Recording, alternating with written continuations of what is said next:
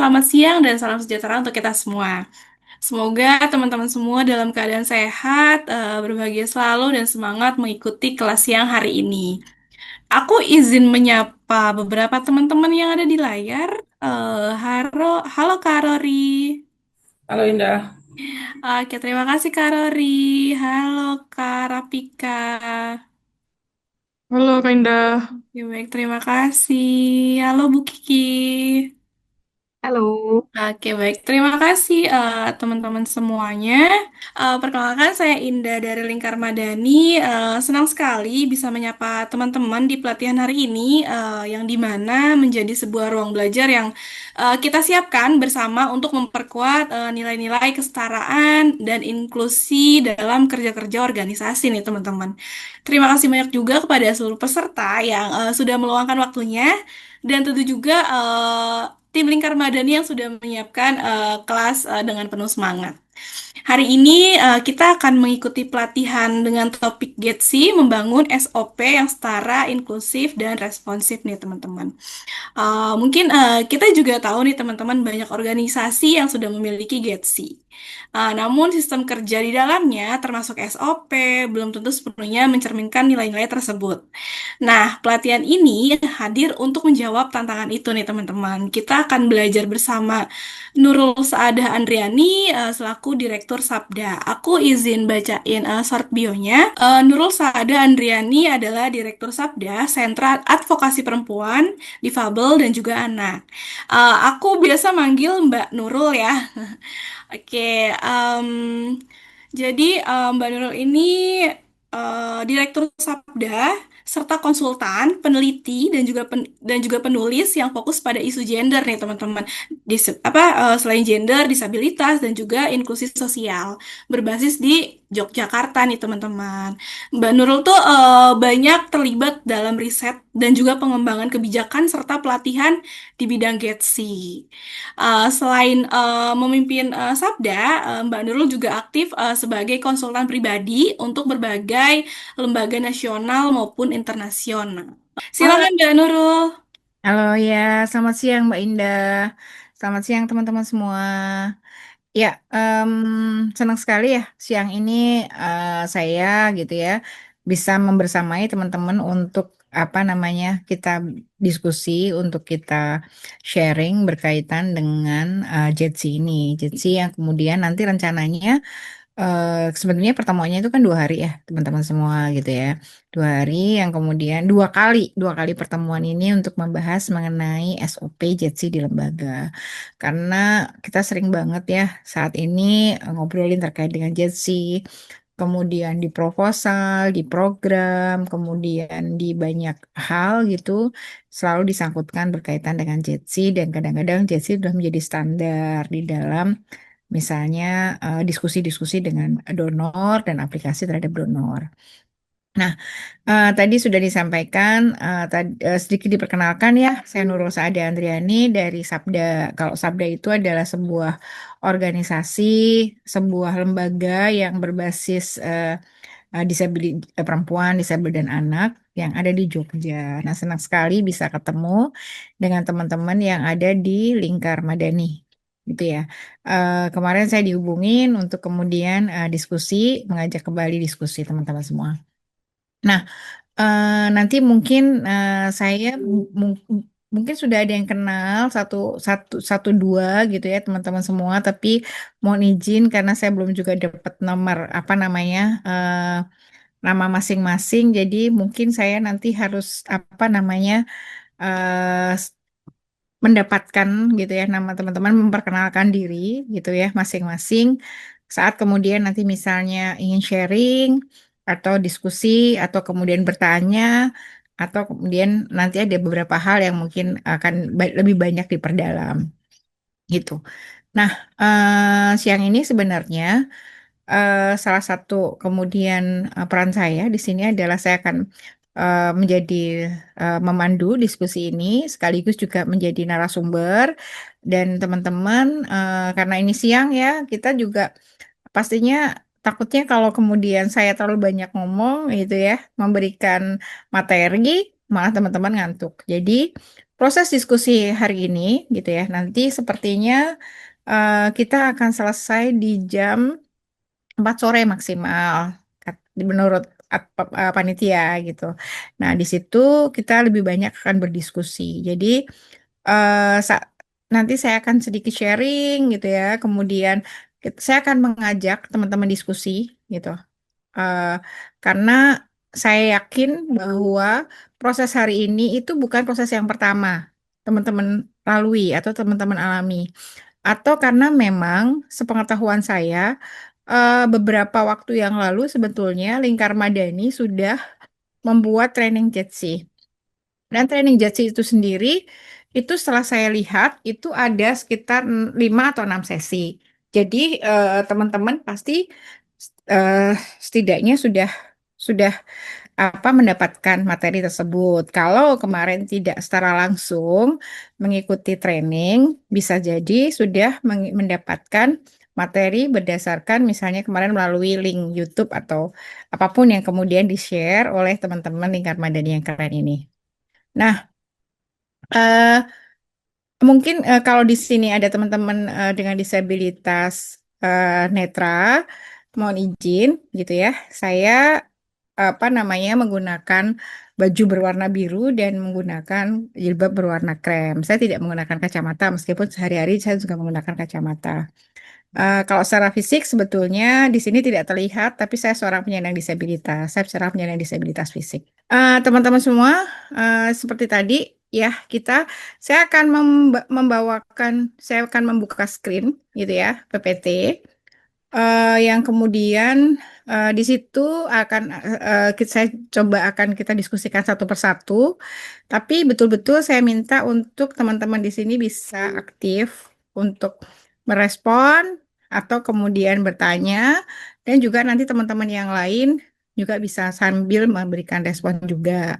Jadi tidak harus saya sampai selesai sesi untuk kemudian bertanya jawab, karena ini adalah proses kita bersama yang saya pikir ini adalah waktu kita untuk saling sharing, saling belajar, di mana saya juga akan belajar dari teman-teman semua. Mbak Indah dan teman-teman dari Lingkar Madani, kalau misalnya ada pertanyaan yang kemudian itu atau respon yang ditanyakan melalui chat dan saya belum melihatnya, mohon saya nanti diinfokan. Baik. Baik, Mbak. Jadi sebetulnya hari ini tadi kita akan ngobrolin terkait dengan JETSI dalam suatu konsep dan praktek. Praktek itu adalah konsep yang kemudian sebetulnya seperti apa, dan praktek itu adalah praktek yang sebetulnya kita lakukan keseharian dalam lingkungan-lingkungan terdekat kita gitu. Nah, eh, sebelumnya memang pasti ada latar belakang ya.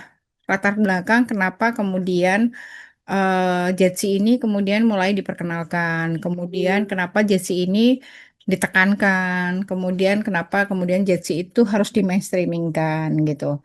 Dan untuk apa gitu? Kenapa itu latar belakangnya seperti apa? Mungkin ada cerita-cerita di waktu yang lalu. Kemudian untuk apa gitu? Tujuannya untuk apa sih sebenarnya? Kenapa harus ada Jetsi? Kenapa kemudian kemarin sebetulnya sudah ada ngomongin kesetaraan gender, ngomongin terkait dengan hak disability, sudah bicara mengenai hak kelompok minoritas, sudah bicara mengenai apa namanya eh hak asasi manusia. Kenapa harus ada JETSI? JETSI itu makhluk apa lagi gitu? Dan apa saja yang sebetulnya dibahas dalam JETSI? Dan tentu saja kaitannya dengan lembaga kita, dengan apa namanya kerja-kerja kita misalnya di isu-isu kemanusiaan, isu-isu sosial gitu teman-teman semua. Teman-teman semua, sebetulnya Jetsi ini gitu ya, yang sepengetahuan saya, sependek pengetahuan saya, berbasis pengalaman dan berbasis banyak diskusi gitu ya. Isu Jetsi yaitu gender equality gitu ya, kemudian disability dan juga social inclusion itu terjadi saat karena memang ada merespons sebuah kondisi gitu ya. Merespons sebuah kondisi bahwa di masyarakat kita itu sebetulnya selalu ada yang kemudian terpisah atau tertinggal gitu. mungkin teman-teman juga refleksi di kita sendiri, misalnya di lingkungan kita, apakah ada misalnya dulu misalnya waktu kita kecil gitu sekolah atau teman-teman kuliah atau teman-teman bekerja, itu di lingkungan kita itu ada yang selalu kemudian mereka terpisah, tertinggal karena bisa jadi mereka berbeda atau tidak mempunyai akses gitu ya. Jadi misalnya saat semua orang diminta untuk membuka buku gitu ya. Ada teman kita yang bisa jadi tidak punya buku. Waktu itu saya gitu, waktu zaman-zaman sekolah saya dulu gitu. Karena usia saya udah lama ya waktu sekolah dan masih menggunakan buku. Saat kemudian kita harus piknik gitu ya. Ada yang kemudian tidak bisa ikut karena bisa jadi tidak punya biaya. Nah, ada nggak teman-teman yang kira-kira ada situasi ini nggak di lingkungan sosial teman-teman semua sekarang? Monggo, kalau ada yang mau merespon di sini, ada yang kemudian betul-betul terpisah.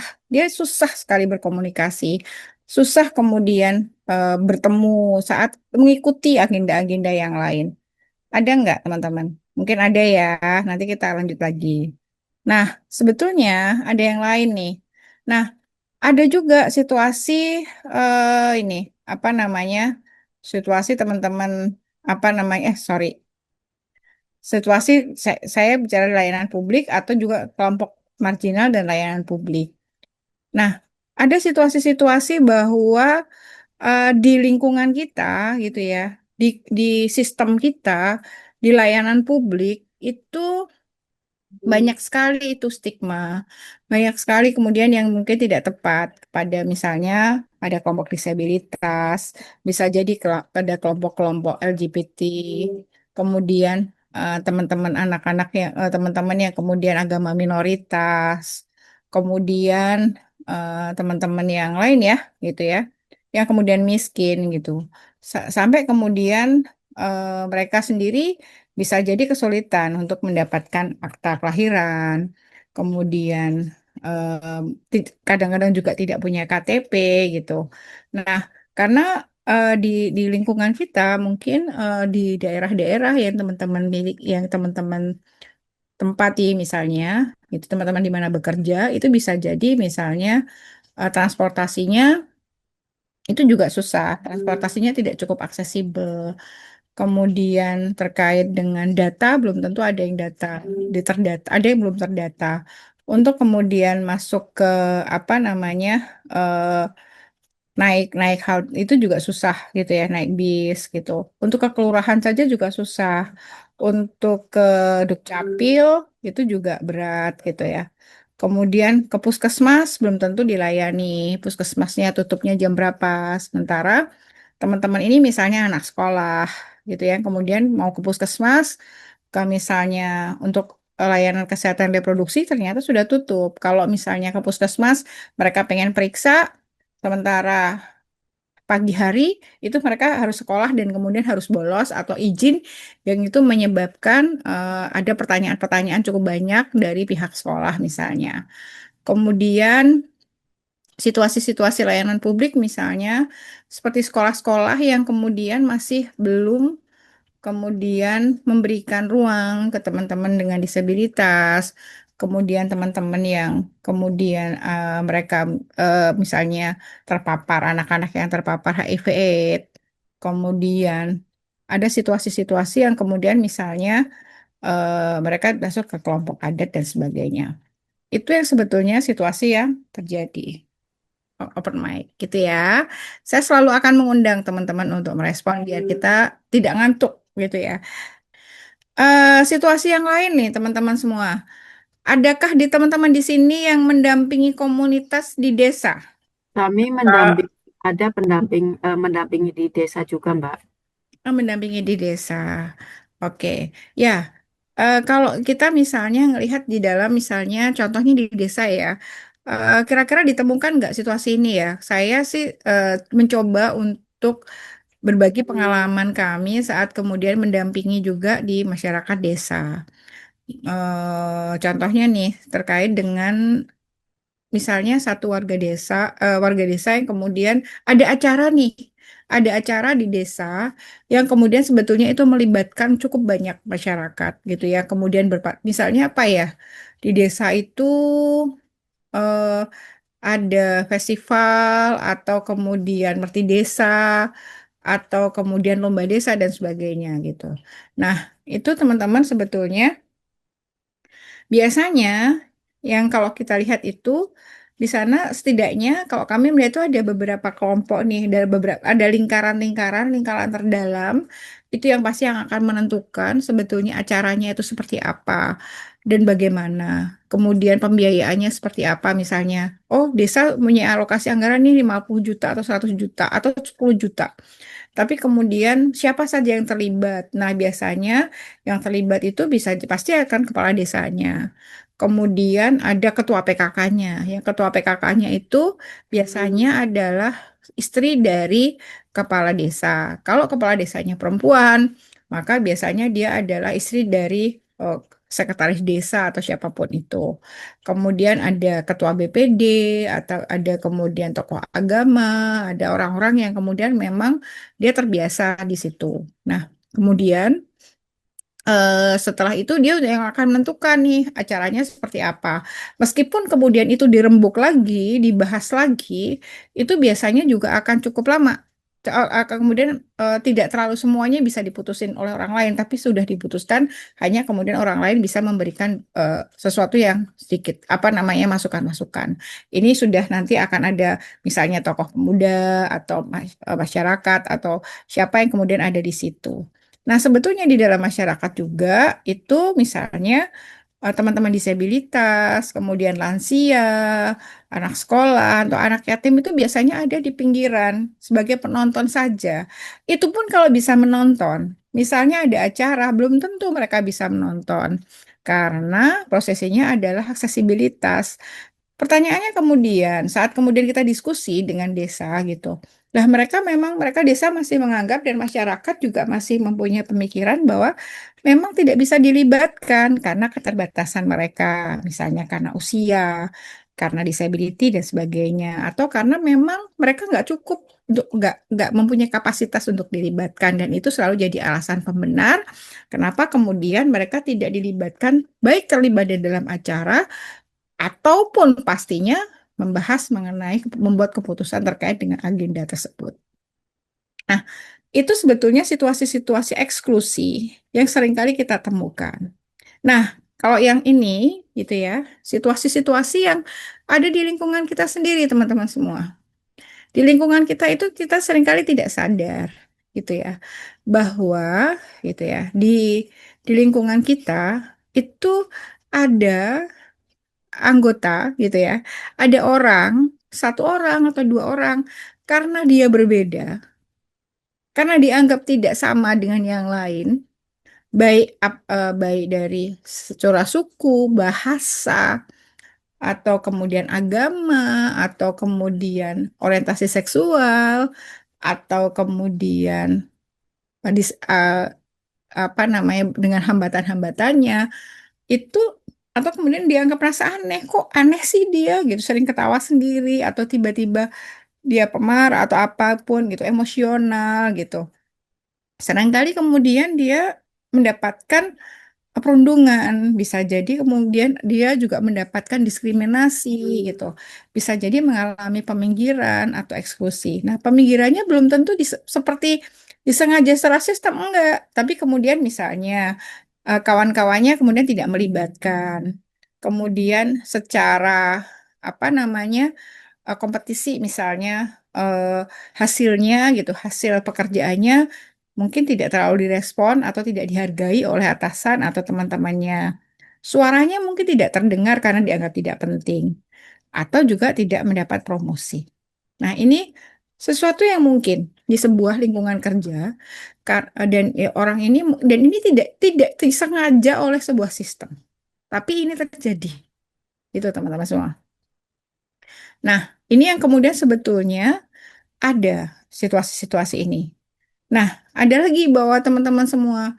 Jadi sebetulnya Jesse itu bisa muncul karena memang dulu ada kesadaran gitu ya bahwa kalau teman-teman melihat nih, ini ada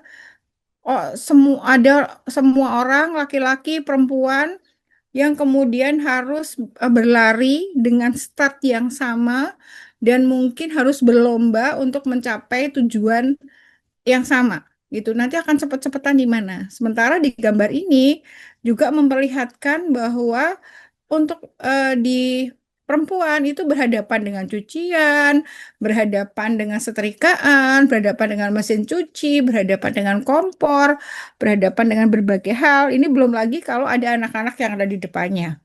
Sementara laki-laki di sini terlihat mereka tidak mempunyai hambatan-hambatan di depan. Ini seperti hambatan-hambatan yang misalnya persoalan domestik di dalam rumah.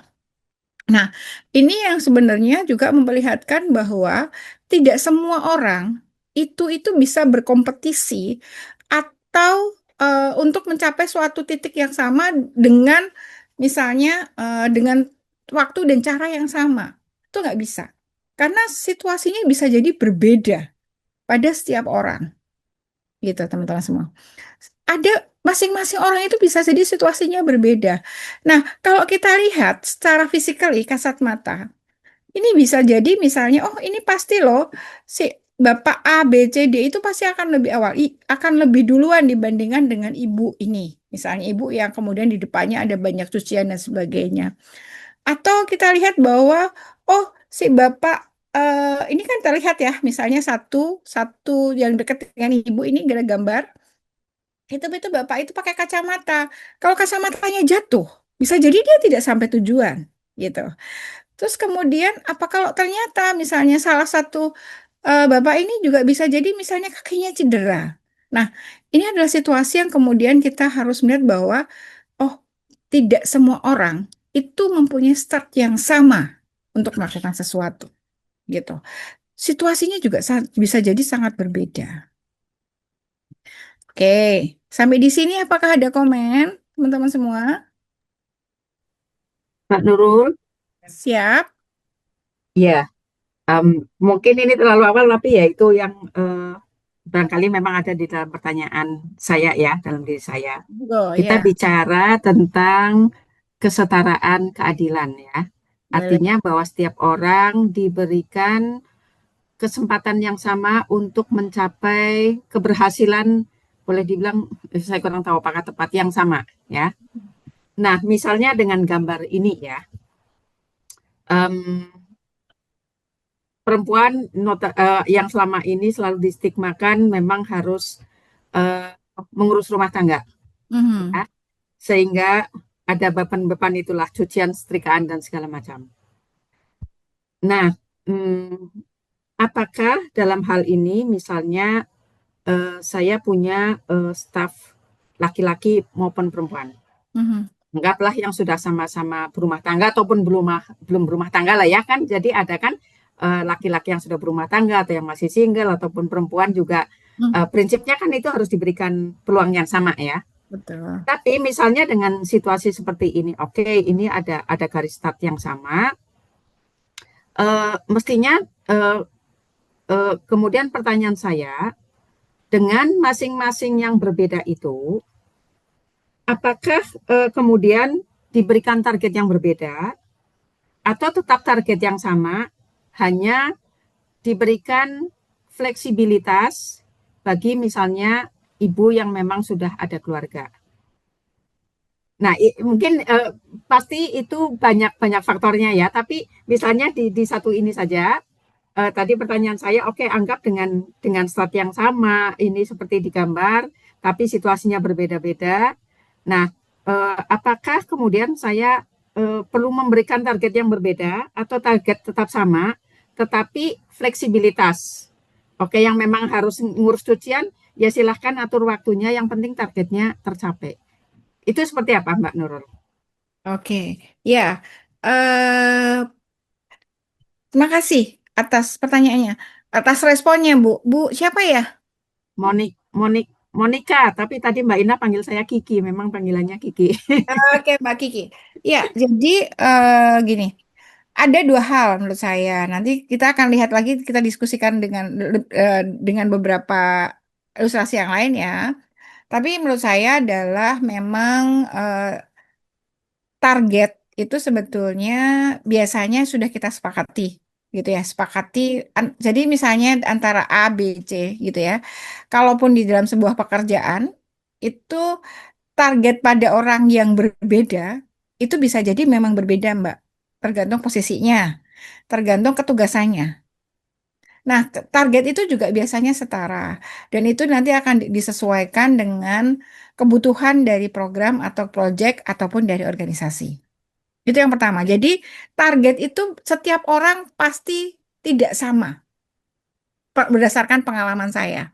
Misalnya kewilayahan dan segala macam itu. Tapi biasanya dia nanti akan diputuskan, akan disesuaikan dengan target program, target dari masing-masing program, dan itu posisinya seperti apa, dan apa namanya, ruang lingkupnya seperti apa. Itu biasanya. Tapi kemudian kalau mau disamakan ya nanti akan lihat lagi sebetulnya. Tapi memang fleksibilitas atau kemudian dukungan-dukungan gitu untuk mencapai target itu yang paling penting sebetulnya. Nah, kalau mau ditamak samakan misalnya targetnya, berarti caranya, berarti mungkin waktunya, berarti metodenya yang kemudian disesuaikan. Nah, kalau kita posisinya target akan sampai ke tempat gitu, akan sampai ke misalnya sama-sama pergi ke Jakarta, harus sampai ke Jakarta bisa jadi. Yang satu itu berangkat 2 hari karena dia harus naik bis atau kemudian naik sepeda motor, yang satunya naik pesawat itu berarti 2 jam gitu gitu. Nah itu yang kemudian disebut afirmasinya di sana gitu. Nah oke, jadi sementara itu jadi biasanya dilakukan penyesuaian berkaitan dengan metode, waktu, ada dukungan gitu dan sebagainya. Itu di situ. Jadi bisa jadi untuk menghilangkan hambat dan juga ada dukungan untuk menghilangkan hambatan-hambatan itu atau menyesuaikan diri beradaptasi dengan hambatan-hambatan yang ada saat kemudian hambatan itu tidak bisa dihilangkan. Nah, biasanya terkait dengan hambatan-hambatan yang kemudian ini bersifat yang memang bisa jadi tidak langsung berkaitan dengan pekerjaannya gitu. Itu Mbak Kiki. Nah, ini saya keep dulu ya Mbak Kiki, nanti saya sambil jelaskan lebih lanjut. Ini ada lagi sebetulnya gitu ya, situasi misalnya yang saat ini ada gitu ya, yang di masyarakat misalnya ada suara-suara orang-orang itu sepertinya memang tidak terdengar gitu. Jadi karena kenapa? Karena sepertinya memang terbatas. Mereka seperti di dalam toples dan orang-orang yang pembuat kebijakan itu ada di luar dan tidak terdengar. Suara-suara yang kemudian tidak terdengar di sini. Nah, dengan beberapa situasi tersebut setidaknya gitu ya. Itu kenapa kemudian Gen Z itu diperlukan atau hadir. Nah, kalau bicara Gen Z gitu ya, kita ngomong terkait dengan gender, gender equality, kesetaraan gender, kemudian disability, dan juga social inclusion. Nah, maka sebenarnya biasanya kita akan selalu melihat dari proses ini. Seperti gambar-gambar ini adalah titik-titik yang kemudian memperlihatkan misalnya kelompok-kelompok yang misalnya terpinggirkan selama ini gitu ya. Kalau di eksklusi itu adalah misalnya teman-teman disabilitas, perempuan, itu itu betul-betul dia di luar lingkaran, gitu teman-teman semua.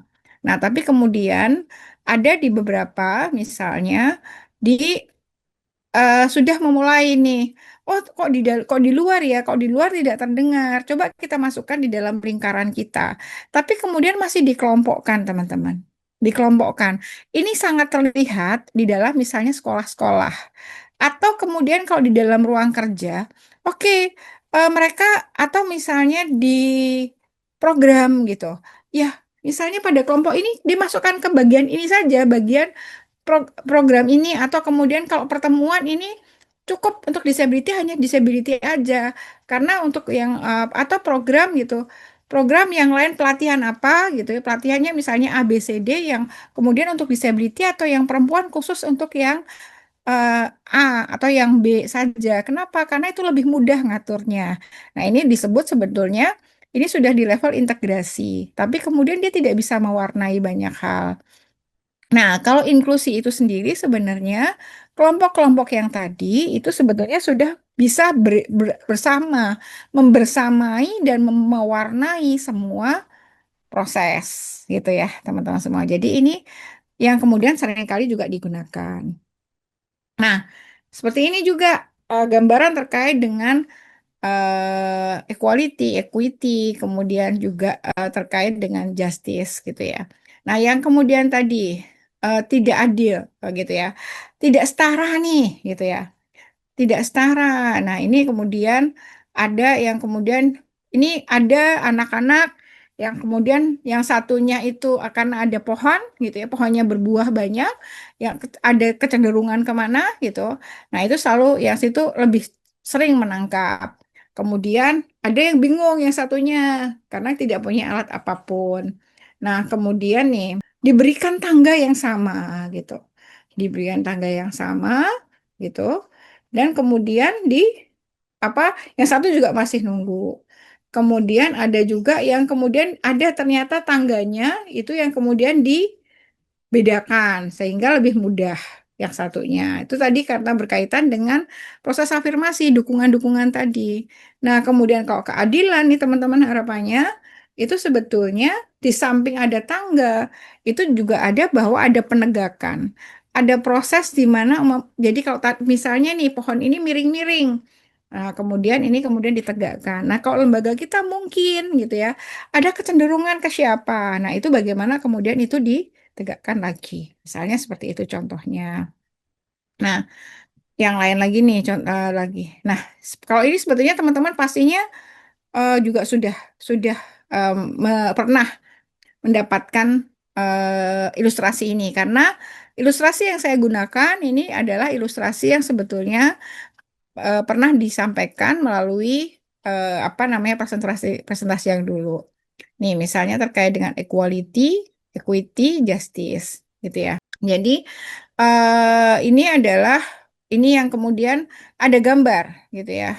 Eh, nah, ada gambar bahwa seorang, gitu ya, dengan diasumsikan dengan dukungan yang sama. Ada gambar laki-laki, ada gambar perempuan, dan ada gambar anak-anak yang tiga-tiganya itu berjejer sedang menonton sepak bola dengan hambatan, dengan ada pagar gitu.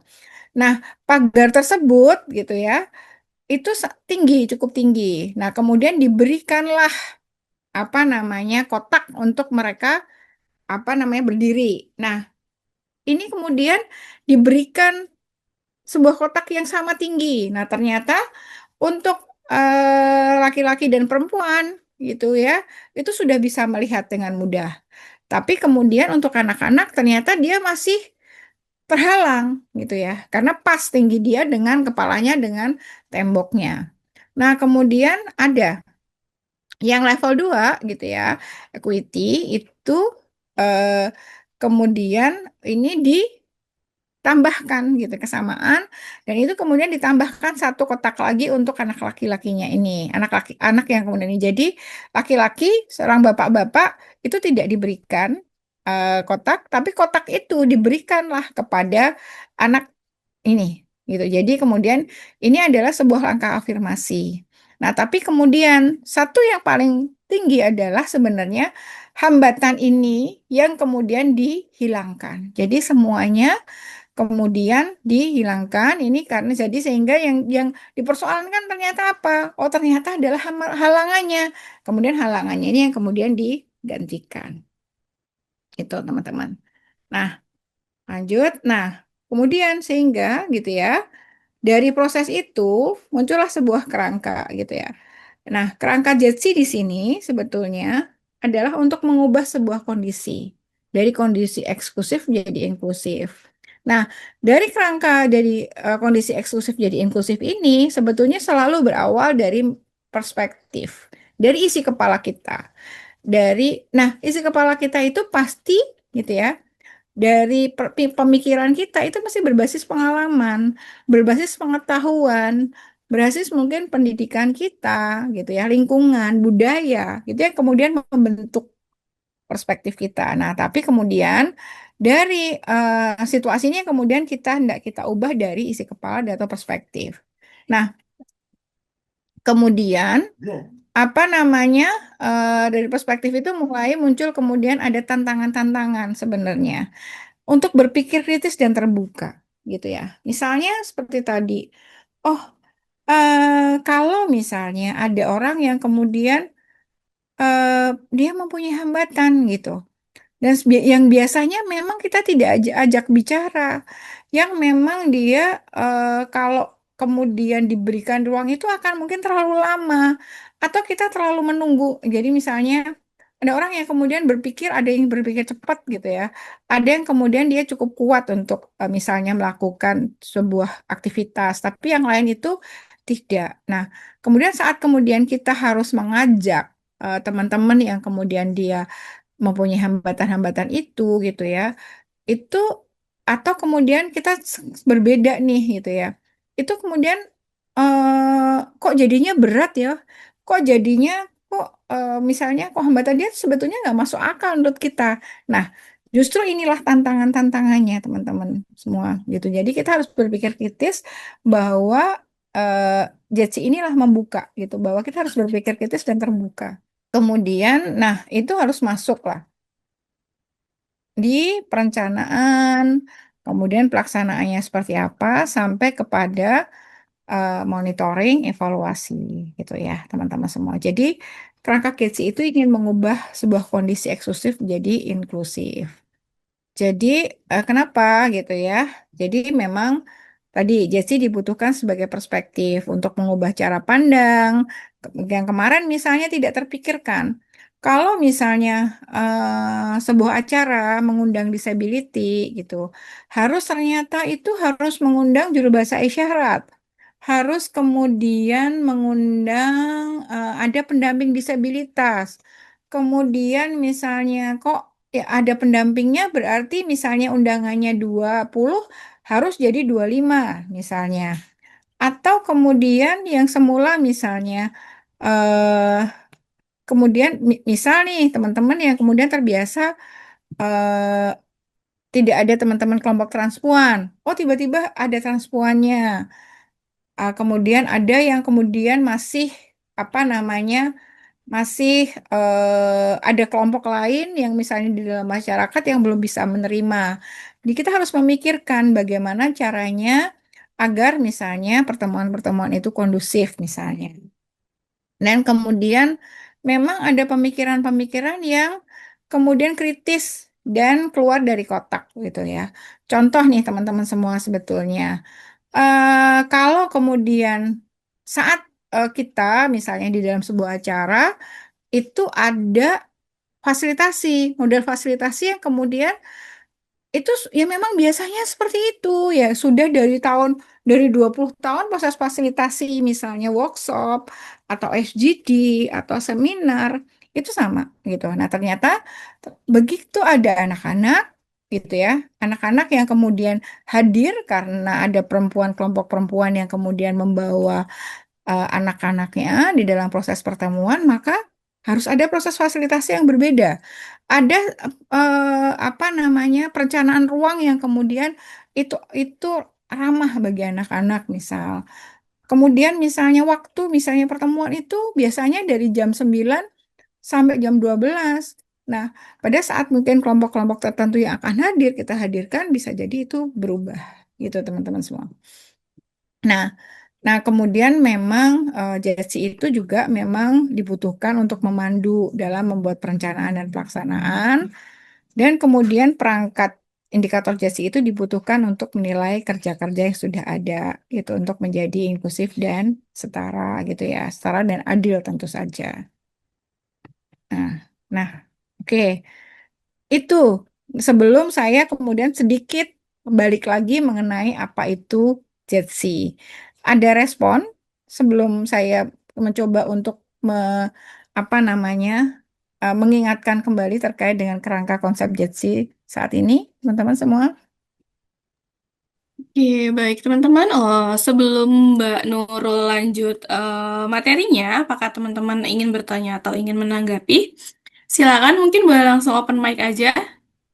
Oke, sepertinya belum ada. Mbak Nurul, boleh dilanjut. Oke, baik. Nah, ya Sebetulnya yang ingin saya sampaikan ini banyak juga sudah disampaikan oleh beberapa teman yang saya ini juga dapat dari beberapa apa namanya proses diskusi ya. Jadi sebetulnya yang kemudian kita harapkan yang menjadi tujuan akhir kita adalah sebuah masyarakat yang inklusif. Masyarakat yang inklusif yang kemudian sebetulnya itu apa namanya adalah sebuah lingkungan sosial, sebuah masyarakat yang bisa mengakomodir gitu ya dan memfasilitasi semua anggota kelompoknya yang kemudian dia bisa jadi ada dengan keberagamannya. Keberagaman dengan berbasis misalnya jenis kelamin atau juga gender, kemudian disabilitas, ras gitu ya, sosial ekonomi yang kemudian tidak ada lagi pembedaan gitu ya. Itu sebetulnya sebuah tujuan dari JASI ini adanya masyarakat yang inklusif. Dan masyarakat yang inklusif itu sendiri sebetulnya harus kemudian didukung dengan semua kebijakan, semua proses yang kemudian layanan gitu ya. Dan juga tentu saja dari masyarakat. Nah, kemudian dari masyarakat inklusif itu kemudian kita lihat bahwa di situ gitu ya, kalau di JETSI kita juga akan lihat dari konsep dari gender equality-nya, bahwa di situ harus melihatkan bahwa ada kesetaraan gender gitu. Kemudian ada berkaitan dengan disability inclusion. Jadi inklusi disabilitas. Jadi ada kalau kesetaraan gender teman-teman ya apa namanya? Saya sudah sangat yakin bahwa teman-teman sudah sangat memahami bahwa tidak ada seorang pun yang kemudian boleh kemudian dimarginalkan, dipinggirkan karena identitas gender gitu ya, yang berbeda atau kemudian ada stigma-stigma berbasis gender ini. Kemudian relasinya juga harus setara gitu. Nah, kemudian terkait dengan disability inclusion atau kemudian inklusi disabilitas ini berkaitan dengan hal-hal yang berkaitan dengan keberagaman disability. Nah, disability itu mungkin teman-teman ini saya sedikit nih mau nanya, ayo saya pengen direspon gitu. Kalau teman-teman pernah berinteraksi dengan teman-teman penyandang disabilitas kan ya. Boleh nggak saya di ada satu peserta atau dua peserta yang kemudian menyebutkan ragam disabilitas yang ada sebetulnya? Monggo. Ya, Mbak Nurul. Ya. Eh, Silakan. Sebetulnya di pendampingan kami Mhm. selama ini belum pernah sih, karena selama ini juga kerja kami lebih banyak untuk kegiatan survei keragaman hayati. Hmm. Jadi pendampingan ke desa itu memang bukan yang secara keseluruhan, Hmm. tapi memang lebih selama ini misalnya pelatihannya untuk perangkat desa, untuk kelompok nelayan begitu. Tapi kalau berkaitan dengan jenis disabilitas, kayaknya yang ini disabilitas apa ya, fisik ya, mungkin Hmm. yang itu fisik, kemudian yang hmm, apa, kalau tunarungu, tunanetra termasuk fisik ya, disabilitas Sensorik. fisik, Sensorik. Ya. sensorik ya. Kalau fisik berarti mungkin karena keterbatasan kaki, mungkin ada kelainan seperti itu ya. Kemudian disabilitas barangkali juga yang gangguan mental ya. Terus Ya. kalau gangguan mental, kalau yang apa ya, Down syndrome itu termasuk mental ya? Gangguan In- mental bukan? Intelektual, Bu. Oh, intelektual itu. Iya, Mbak. Iya, Oke, intelektual, Kak. Ya, iya. oke. Iya, Meskipun ya kami terus terang memang belum belum pernah berhubungan langsung dengan dengan mereka. oke. Ya. Oke, ya teman-teman semua ya, saya sedikit mengulas mengenai disability boleh ya? Ya mungkin sepertinya mungkin ada teman-teman yang sudah mengenal, ada yang kemudian memang tadi, oh ada yang memang belum cukup dekat gitu ya. Jadi teman-teman semua, boleh ya saya manggil teman-teman semua. Jadi penyandang disabilitas itu biasa disebut juga dengan istilah difabel. Monggo, silahkan teman-teman untuk menggunakan istilah disabilitas atau penyandang disabilitas atau difabel.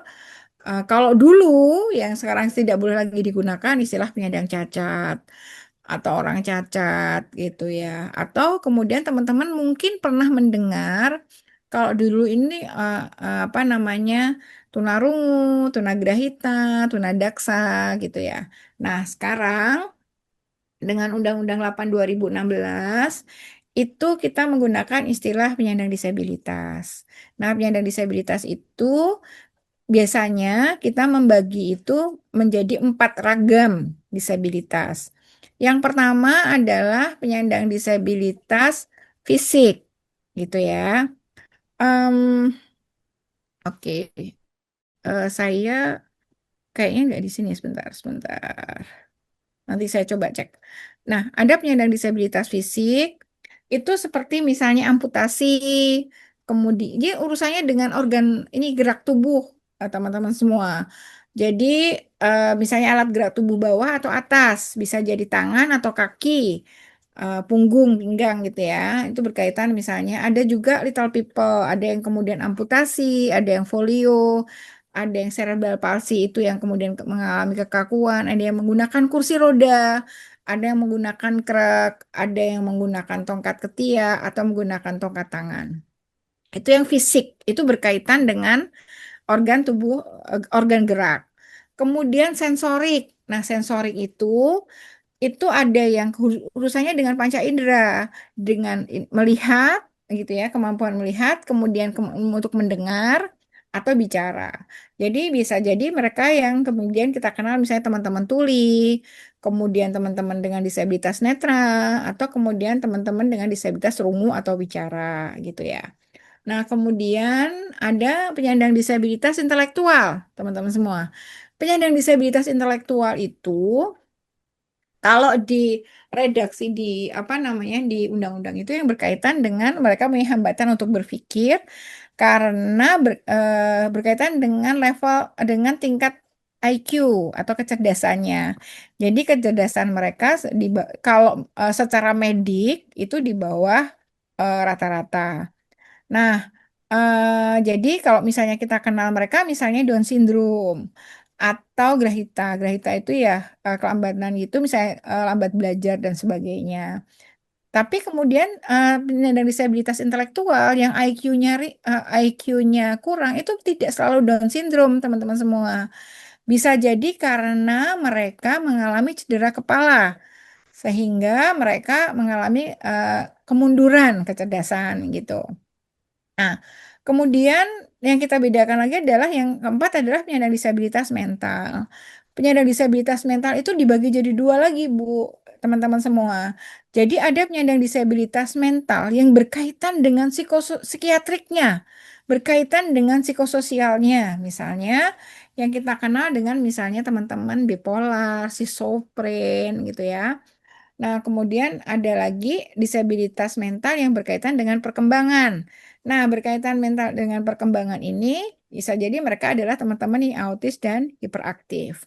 Nah, penyandang disabilitas itu tidak selalu bersifat tunggal, misalnya fisik saja atau kemudian netra saja, sensorik saja, tapi bisa jadi dia bersifat ganda, dua, atau kemudian multi, jadi beberapa ragam disabilitas.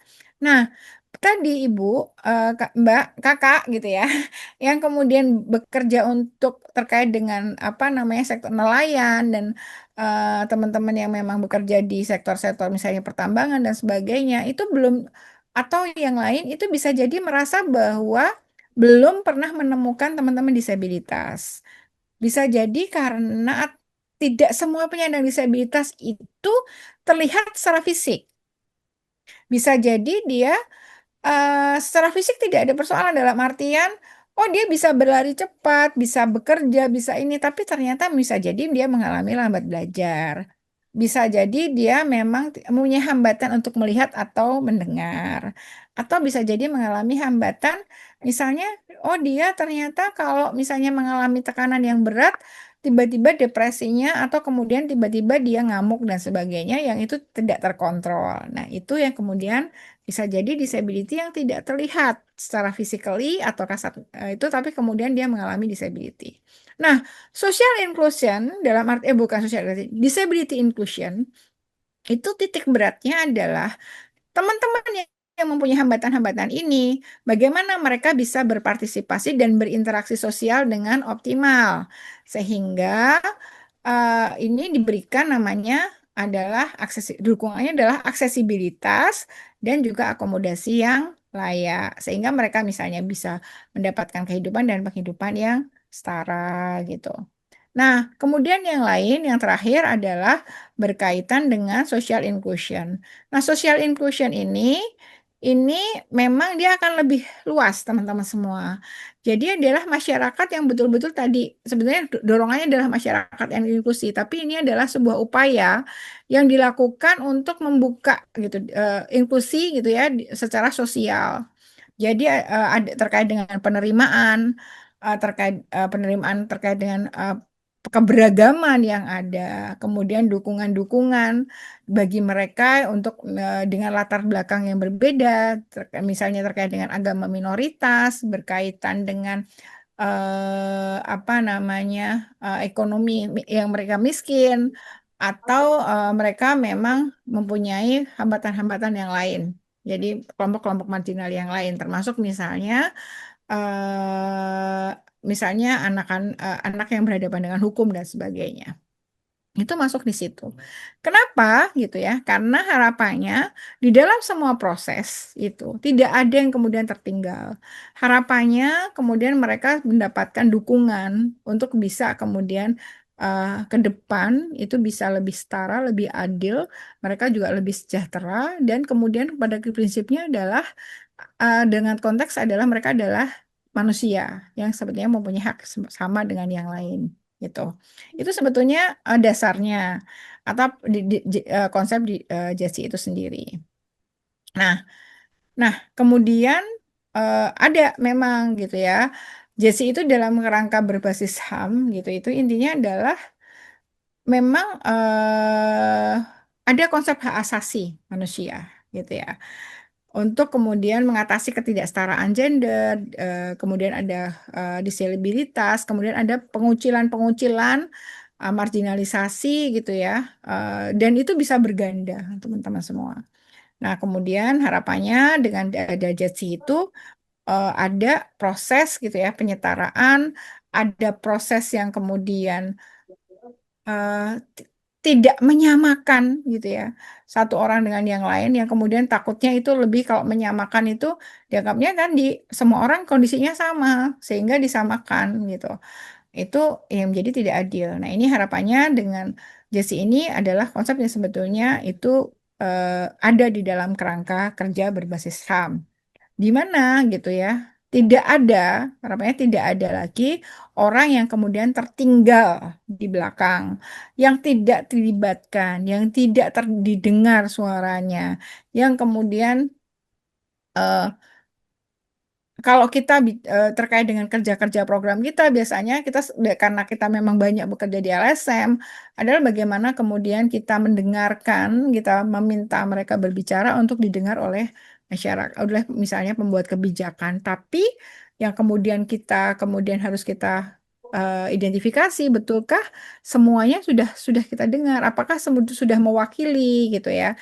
Karena bisa jadi dari kelompok-kelompok kita yang kemudian kita apa namanya ajak diskusi itu lebih banyak kepada kelompok-kelompok yang misalnya vokal gitu, teman-teman semua. Nah, kalau bicara terkait dengan kelompok marginal, tentu saja teman-teman sudah sangat tahu ya siapa itu kelompok marginal, dan kalau kita bicara kelompoknya rata-rata adalah misalnya perempuan, dalam hal ini terutama ibu hamil, perempuan kepala keluarga gitu ya, pekerja migran, penyandang disabilitas termasuk kelompok marginal. Orang dulu bilang kelompok rentan, tapi kemudian kalau di dalam konsep justice sendiri kita sering menyebutkannya di kelompok marginal. Kemudian orang yang dalam hidup miskin, kemudian penyintas kekerasan, kemudian orang yang dengan minoritas agama, masyarakat adat gitu ya, kemudian pemuda, orang muda yang berkonflik dengan hukum gitu, lansia, etnis minoritas dan sebagainya. Ini yang disebut sebagai kelompok marginal yang ada yang di kemudian dimention di dalam JC ini sendiri. Tapi mungkin teman-teman pasti punya yang sebenarnya siapa sih sebetulnya yang termarginalkan? Misalnya ada kelompok-kelompok misalnya nelayan yang ada di mana gitu yang tidak punya akses atau siapa lagi gitu ya, gitu. Nah, oke. Nah, tapi kalau kita bicara sebenarnya kelompok-kelompok marginal ini sendiri bisa tadi kalau kita ngomongin disability itu ada yang bersifat ada yang ganda, tapi marginal tadi itu juga bisa itu tidak hanya single teman-teman semua gitu. Bisa sangat sangat dimungkinkan itu mereka itu eh, berlapis gitu ya. Ini juga sebenarnya teman-teman juga sudah mendapatkan dari sesi-sesi yang sebelumnya. Ada eh, interseksionalitas atau konsep yang mengakui bahwa seseorang itu secara identitas itu bisa jadi berlapis yang ini menyebabkan bisa jadi menyebabkan kerentanan atau menyebabkan marginalisasi yang lebih marginal lagi gitu. Jadi maksudnya dia lebih lebih berat. Misalnya karena misalnya saya banyak nih di isu disability nih, saya bilang bahwa ada disabilitas, penyandang disabilitas. Di penyandang disabilitasnya itu yang kemudian dia adalah disabilitas intelektual atau penyandang disabilitas fisik yang kemudian dia berjenis kelamin perempuan. Berjenis kelamin perempuan yang kemudian dia secara sosial ekonomi dia miskin gitu.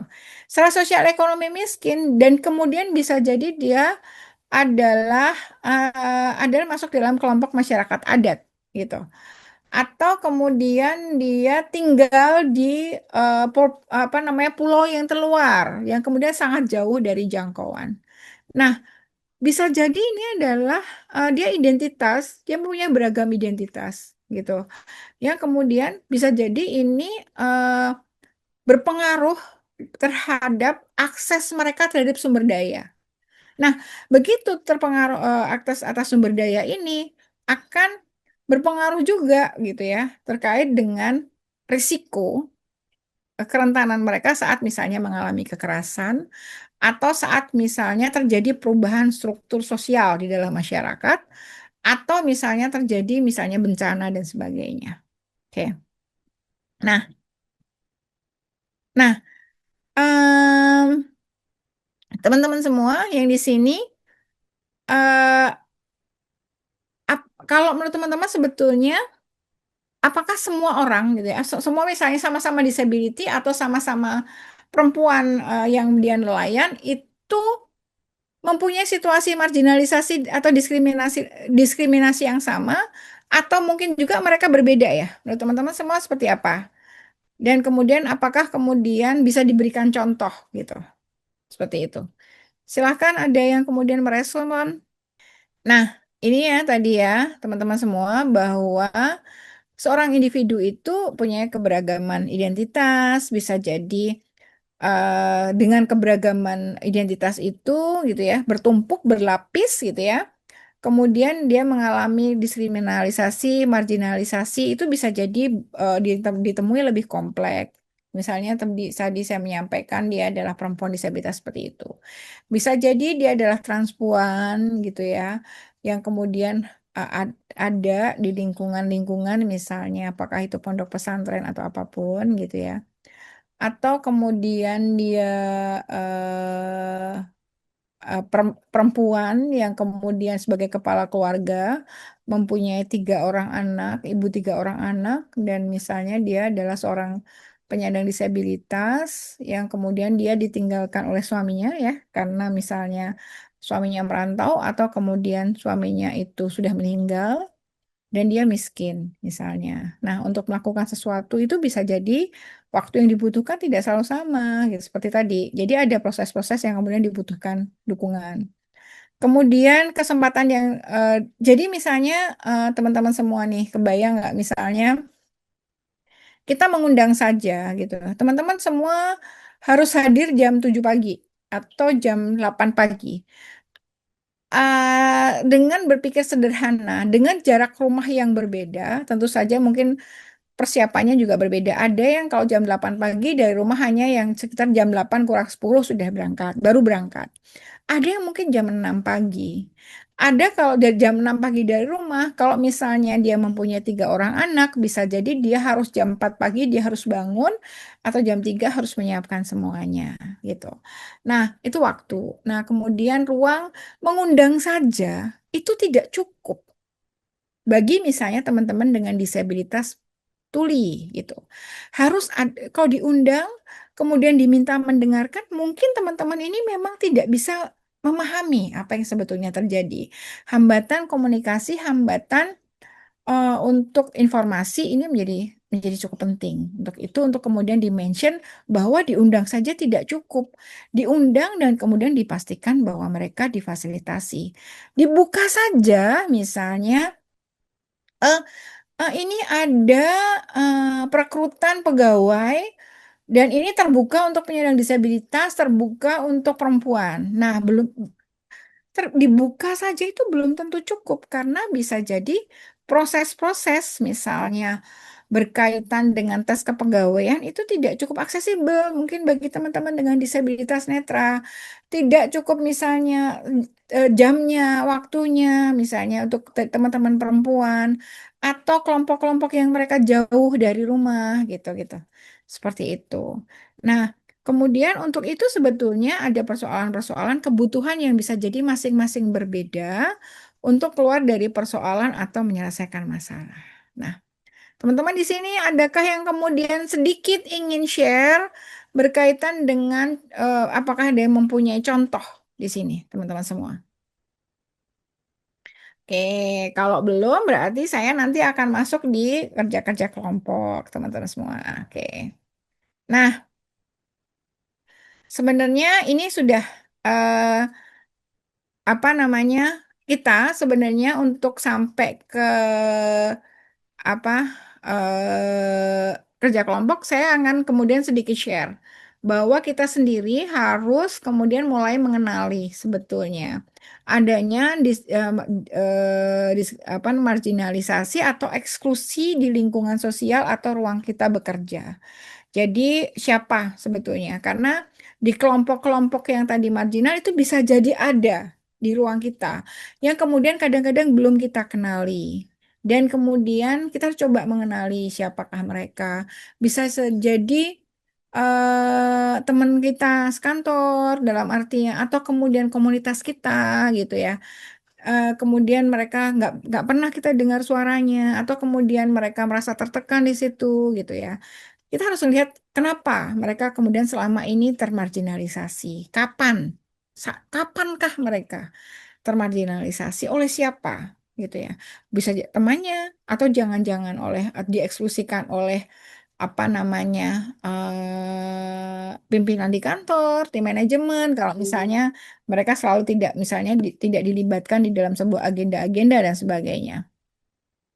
Bagaimana prosesnya?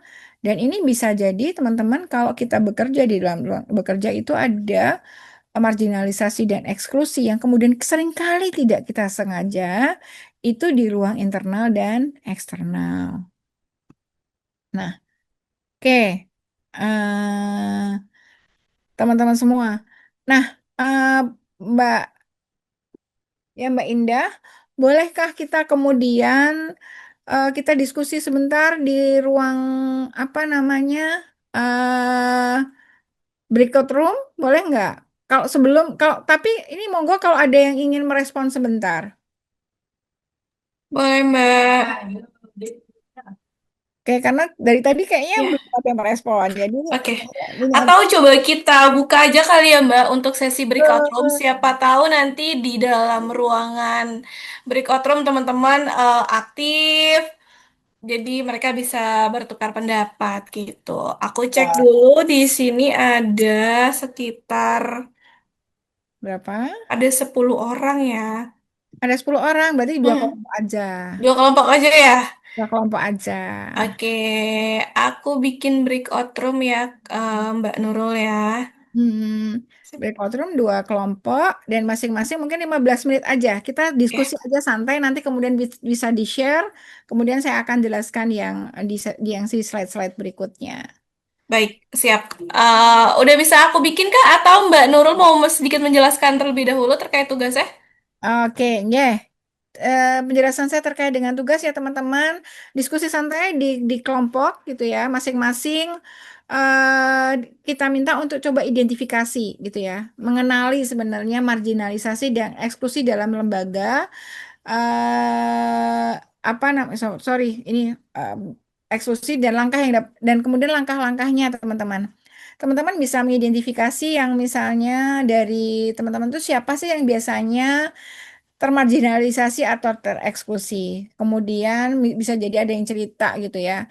Kenapa mereka tereksklusi, kapan, dan siapa yang melakukan, dan bagaimana sebetulnya itu terjadi. Kemudian dari sana, kemudian kalau menurut pemikiran teman-teman, apa yang dapat dilakukan untuk mengubah situasi eksklusi itu menjadi inklusi. Dan tapi untuk mengubah gitu ya, itu siapa yang kemudian harus kita misalnya kita ubah gitu dan kapan dan bagaimana juga gitu. Nah, kemudian terakhir adalah itu pasti tidak mudah gitu. Tapi kemudian kalau memang yang terpikirkan seperti itu, tantangan apa sih yang mungkin dihadapi? Jadi kita bisa identifikasi tadi siapa yang kemudian tereksekusi, kemudian apa yang dapat dilakukan dan tantangan yang mungkin akan dihadapi. Ini mungkin kita akan 15 menit ya Kak ya, kalau ini 15 menit dulu. Jadi siapapun nanti monggo dipilih nanti kita akan presentasi dari masing-masing kelompok satu orang akan presentasi bercerita sebenarnya proses diskusi di dalam kelompoknya itu seperti apa gitu ya dan menceritakan sebenarnya apa namanya apa yang kemudian didiskusikan tersebut. Dan kemudian kita bisa saling share sebelum kemudian saya melanjutkan lagi di apa namanya slide yang berikutnya. Itu dulu Mbak. Jadi ini tidak terlalu yang kemudian ini benar dan salah karena kita lebih banyak sharing gitu. Monggo. Oke, baik. Terima kasih Mbak Nurul. Teman-teman, mungkin sebelum aku masukin ke room masing-masing, teman-teman boleh screenshot terlebih dahulu untuk tugas kelompoknya. Silakan. Udah belum masuk ya Mbak Kiki ya? Nampaknya teman-teman sudah join semua ke main session. Mungkin Mbak Nurul, sebelum kita mulai sesi diskusinya, aku izin untuk foto bersama dulu. Boleh, monggo. Oke. Silakan. Teman-teman, Ya. boleh dinyalakan dulu kameranya, kita sesi dokumentasi dulu. Silakan teman-teman dinyalakan lagi kameranya. Siapa yang ingin dinyalakan? Kak Tiara, halo. Kak Maria, Kak Audina. Oke, kalau gitu aku hitung sampai tiga. Teman-teman boleh senyum. Satu, dua, tiga, cheese. Boleh sekali lagi. Satu, dua, tiga, cheese. Oke, baik. Terima kasih teman-teman semuanya. Silakan Mbak Nurul dilanjut untuk sesi diskusinya. Oke, terima kasih Mbak Indah. Ya, akhirnya saya bisa bertemu nih dengan teman-teman semua ya. Jadi udah melihat tadi mungkin ini karena pertemuan pertama masih apa namanya masih agak-agak rada gimana ya? Kayaknya masih agak kaku gitu. Tapi sebetulnya nggak apa-apa, kita bisa ngobrol lebih lanjut. Ya, teman-teman semua, tadi kita sudah gitu ya, ada proses diskusi, sharing sebenarnya di kelompok masing-masing. Dari dua kelompok tadi berkaitan dengan kita mengidentifikasi, mengenali sebenarnya marginalisasi dan eksklusi yang sebenarnya ada di lingkungan kita yang seringkali tadi kita tidak kenali, tidak eh, kita masih seringkali mengabaikan atau kemudian kita pastinya tidak sengaja melakukan itu, seringkali tidak sengaja, tapi kemudian itu ada gitu. Nah, saya ingin teman-teman share di sini, mulai dari kelompok satu atau dua ya, yang ingin share dulu, santai aja gitu, sambil kita juga nanti akan mendapat respon dari teman yang lain. Silahkan dari kelompok satu dulu, siapa saja? Monggo. Sudah diputuskan belum ya di kelompok satu siapa saja, di kelompok dua siapa yang kemudian akan share? kelompok satunya yang mana dan kelompok duanya yang mana itu yang tidak tahu kami. Tadi ini Mbak Indah yang tahu, Mbak Indah. Saya tidak tahu siapa saja yang di situ. Mbak Indah, halo. Kelompok satu Kamonik. Oke. Kak Rory, oke baiklah kalau begitu karena sebentar saya akan ya tadi sebetulnya kami sempat sharing belum terlalu banyak ya, tapi Ya. memang dari pengalaman saya tadi tentang em, pertanyaan nomor satu ya, siapa dan selama ini yang termarginalisasi. Kebetulan yang kami lihat itu adalah ada satu remaja yang Hmm. tampaknya kesulitan bicara, Mhm. tapi selain itu juga tampaknya mungkin secara intelijen juga mungkin apa namanya kok ya kecerdasan apa sih namanya itu Intelijensia. intelijensia. Nah itu tampaknya memang itu disembunyikan oleh keluarga. Jadi kebetulan pada saat kami survei, kebetulan yang bersangkutan keluar gitu dan mencoba berkomunikasi dengan kami, tapi tentu saja kami tidak paham. Tapi kemudian orang tuanya langsung sudah, ayo masuk masuk masuk masuk begitu. Nah itu yang apa ya? Jadi orang tuanya ya, karena mungkin di kampung itu mungkin masih dianggap tabu ya. Jadi eh, orang tuanya sendiri yang berusaha menyembunyikan Hmm. seperti itu. Nah, mm, kemudian berkaitan dengan bagaimana untuk mengubah situasinya itu yang terus terang kami belum tahu gimana caranya nih kalau Hmm. orang tuanya sendiri juga menyembunyikan begitu ya. Oke. Caranya seperti apa gitu. Itu masih itu yang masih kami harus belajar untuk mengungkap seperti itu ya. Em, nah, tantangannya tentu karena memang di komunitas tersebut hal-hal yang begitu pada saat kami tanya di sini ada tidak sih yang disabilitas? Ya kayaknya mereka juga kayaknya ada begitu, tapi tidak tahu persis. Jadi memang kayaknya secara komunitas memang masih menyembunyikan itu seperti itu. Nah, tapi yaitu rencana kami artinya karena kami belajar dan akan berkomitmen untuk menerapkan itu SOP ya. Kami sedang membangun SOP tapi tentu yaitu karena gimana sih yang praktikal tuh seperti apa. Nanti pada saat kita menerapkan seperti tadi memang misalnya untuk nanti pertemuan-pertemuan pasti kami akan memulai semua selalu akan menyampaikan bahwa berkaitan dengan GETSI semua orang punya kesempatan bicara yang sama. Hmm. Jadi tidak boleh ada satu orang yang menghentikan pada saat orang lain bicara, terutama kalau ada ibu-ibu bicara, bapak-bapaknya selalu terus menyetop. Itu memang terjadi. Jadi di awal pertemuan pasti kita harus bikin kesepakatan. Semua orang punya kesempatan yang sama. Mungkin itu dari saya, Kak Rory silahkan menambahkan dari kelompok kami. Oke, terima kasih Mbak Kiki, Kak Kiki. Kak Rory, silahkan kalau ada tambahan. Sementara tidak dulu, Kak. Oke, sementara belum. Iya, oke, oke kalau gitu ini kita kita keep dulu ya, kita dengarkan tadi ternyata eh, tim ini gitu ya, kelompok ini, entah ini kelompok satu atau kelompok dua gitu ya, nggak apa-apa. Pokoknya kelompok ini menyampaikan bahwa tadi menemukan ada satu gitu ya, teman dengan apa namanya seorang dengan disabilitas yang intelijensianya kurang, tapi itu lebih kepada komunitas ya Kak ya.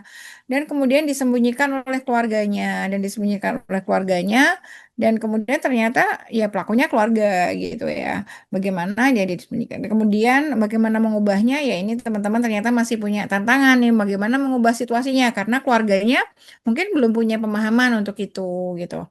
Nah, tentu saja cukup banyak tantangan di lapangan dalam misalnya pembuatan program dan sebagainya. How to-nya nanti mungkin saya coba jelaskan sambil nanti kita kalau ini kan belum kelar, nanti kita akan juga selesaikan di minggu depan lebih kepada praktikal bagaimana cara kita membuat SOP-nya. Oke, oke, makasih Kak Moni, Kak Rory dan teman-teman yang ada sudah berdiskusi dan tentu saja pasti ramai sekali di grupnya gitu ya untuk ngobrolin karena memang banyak sekali pasti temuannya. Makasih untuk kelompok ini. Oke, kelompok yang selanjutnya Siapa ini? Yang satu lagi? Oke, kelompok selanjutnya mungkin itu dari kelompok satu kali ya. Kalau tadi sepertinya Karli dan Bu Kiki dari kelompok dua. Nah, kelompok satu ini ada Kak Nurlinda, ada Kak Rapika. Silakan. Siapa yang ingin menyampaikan hasil diskusinya? Mungkin dari KPG sama Kak atau Kak Audina tadi ya, soalnya Oh iya, mereka ada Kak Udina. mereka Atau yang Kak Maria satu. Pega ya. Ya, Ya, betul. silakan Kak. Kak Udina, Kak Rapika, atau Kak Nulinda, atau Kak Maria. Silakan. Tadi di grup kami Kak yang bercerita tuh Kak Pega sama Kak Lian. Kayaknya kalau yang bercerita yang langsung menyampaikan lebih enak didengar Ah, karena yang mengalami. oke, baik. Kak Maria Pega, apakah bersedia untuk open mic? Makanya belum ada suara nih dari kelompok satu, Mbak Nurul. Oke, dari kelompok satu belum ada. Atau tadi gimana? Yang tadi sudah open mic, mungkin ceritanya tentang apa? Gitu mungkin. Oke, aku izin mewakili dari kelompok satu ya, Mbak. Apa Jadi tuh? tadi KPG sama Kak siapa tadi? Kalian dia berbagi tentang pengalaman mereka kayak gitu ya. Dari KPG sendiri eh, terdapat kasus di mana perempuan tidak punya ruang untuk berbicara ketika berada di lingkungan masyarakat adat. Mereka kayak termarginalisasi seperti itu. Dan KPK apa ya untuk mengubah situasi tersebut, mereka membuat forum perempuan kayak gitu yang khusus untuk menampung ide-ide dan pendapat mereka. Kemudian ketika eh, dibarengkan dengan laki-laki kayak gitu, Hmm, mereka mengakomodir dulu keterlibatan perempuan supaya ketika di forum mereka bisa bicara kayak gitu. hmm, Kemudian selanjutnya untuk tantangannya sendiri, ini cukup menarik. Eh, hmm, Tantangannya itu terdapat kecemburuan dari pasangan ketika si perempuan itu tadi diberi ruang, meskipun si perempuan itu sudah menyelesaikan pekerjaan rumah kayak gitu. hmm, Nah, inilah yang menyebabkan potensi konflik di antara mereka. Nah, hmm, untuk solusi dari tantangan ini, KPG dan teman-temannya itu eh, mendeteksi dulu nih kira-kira mana sih pasangan-pasangan yang berpotensi konflik. Kalau hmm, misalnya ada potensi untuk konflik, mereka lebih baik eh, tidak dilibatkan secara langsung atau mereka diberikan ruang secara khusus kayak gitu. Kemudian satu lagi cerita yang menarik di mana Kak Lian mungkin mau berbagi secara langsung. Oke, baik, terima kasih. Eh, Baik, untuk dari saya, mungkin tadi yang seperti yang Kakak Vega ya sampaikan bahwa perempuan yang termarginalkan tadi. Nah, kemudian memang situasinya bahwa ketika kita coba mengakomodir supaya suara-suara itu bisa apa namanya disampaikan. Nah, tantangan barunya adalah kecemburuan dari pasangan. Nah, memang kita belum konsen dan mungkin lebih tepatnya belum menemukan metode yang tepat untuk bagaimana supaya itu bisa dilibatkan. Nah, mungkin karena keterbatasan waktu dan lain-lain. Nah, itu yang kita belum menemukan solusi yang pasti. Jadi umumnya ketika kita mau melibatkan mereka yang teridentifikasi yang dalam tanda kutip bermasalah dengan pasangannya ketika terlibat dalam kegiatan-kegiatan, sekalipun mungkin sudah menyelesaikan pekerjaan domestiknya. Nah, itu kita biasa sering memastikan apakah kamu yakin dalam pelaksanaan ini tidak akan ada konflik. Nah, jika itu memang dipastikan tidak ada konflik, kita coba untuk libatkan. Nah, jika ada konflik, misalnya tidak memungkinkan, nah kita sejauh ini kita karena memang tadi belum menemukan metode yang tepat, akhirnya kita coba untuk tidak dilibatkan. Jadi apalagi misalnya harus menginap, mungkin kalau kegiatan yang sifatnya dari pagi mungkin misalnya sampai sore atau yang tidak tidak harus menginap atau keluar dari kampung, nah itu bisa dilibatkan. Nah itu.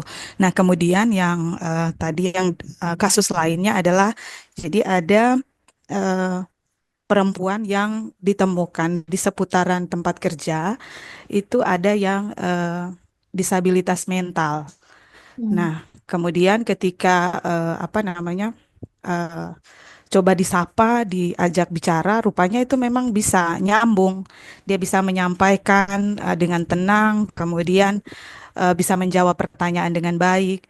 Nah, apa namanya? Rupanya menurut penilaian dari kakak siapa tadi ya, saya lupa, maaf. Jadi rupanya tuh memang cara kita sebetulnya yang memperlakukannya itu yang tidak tepat. Seperti itu. Mungkin kurang lebih begitu, Ibu. Makasih.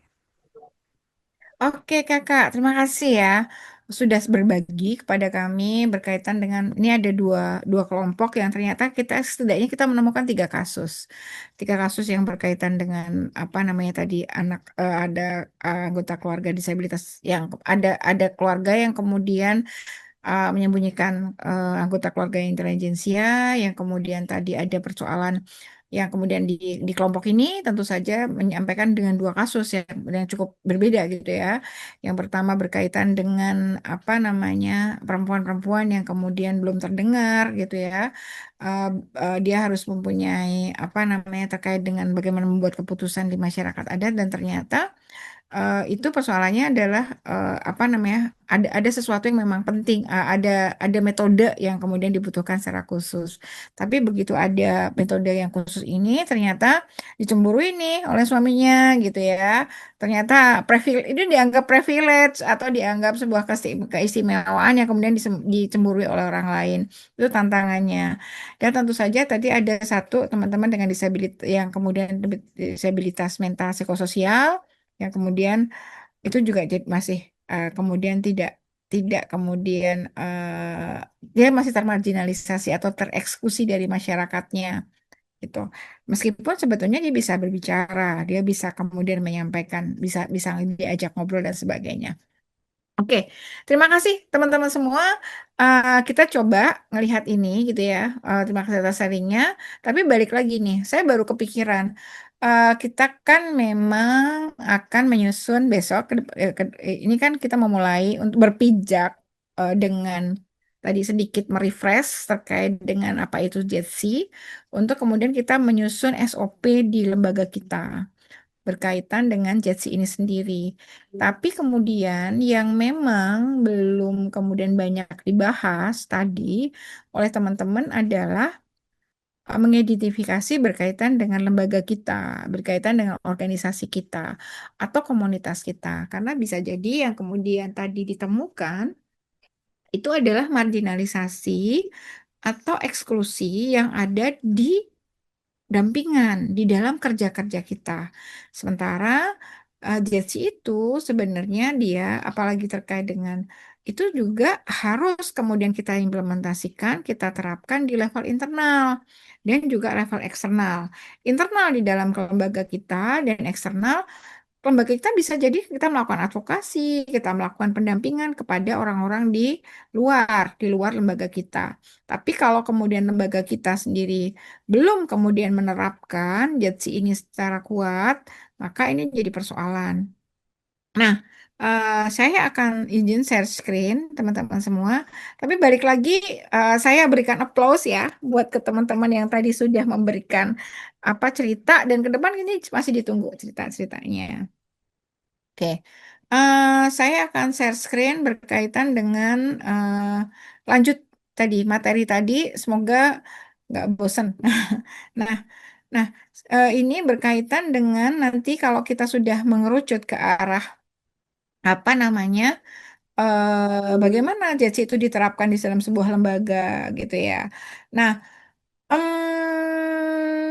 tidak salah teman-teman kemudian menyampaikan berkaitan dengan situasi-situasi di lapangan, situasi-situasi di dalam program yang tentu saja itu pasti akan membutuhkan kebijakan di dalam sebuah organisasi. Bagaimana kemudian mungkin apa yang kemudian harus didukung dari mereka? Bagaimana proses mendukungnya? Siapa yang harus mendukung?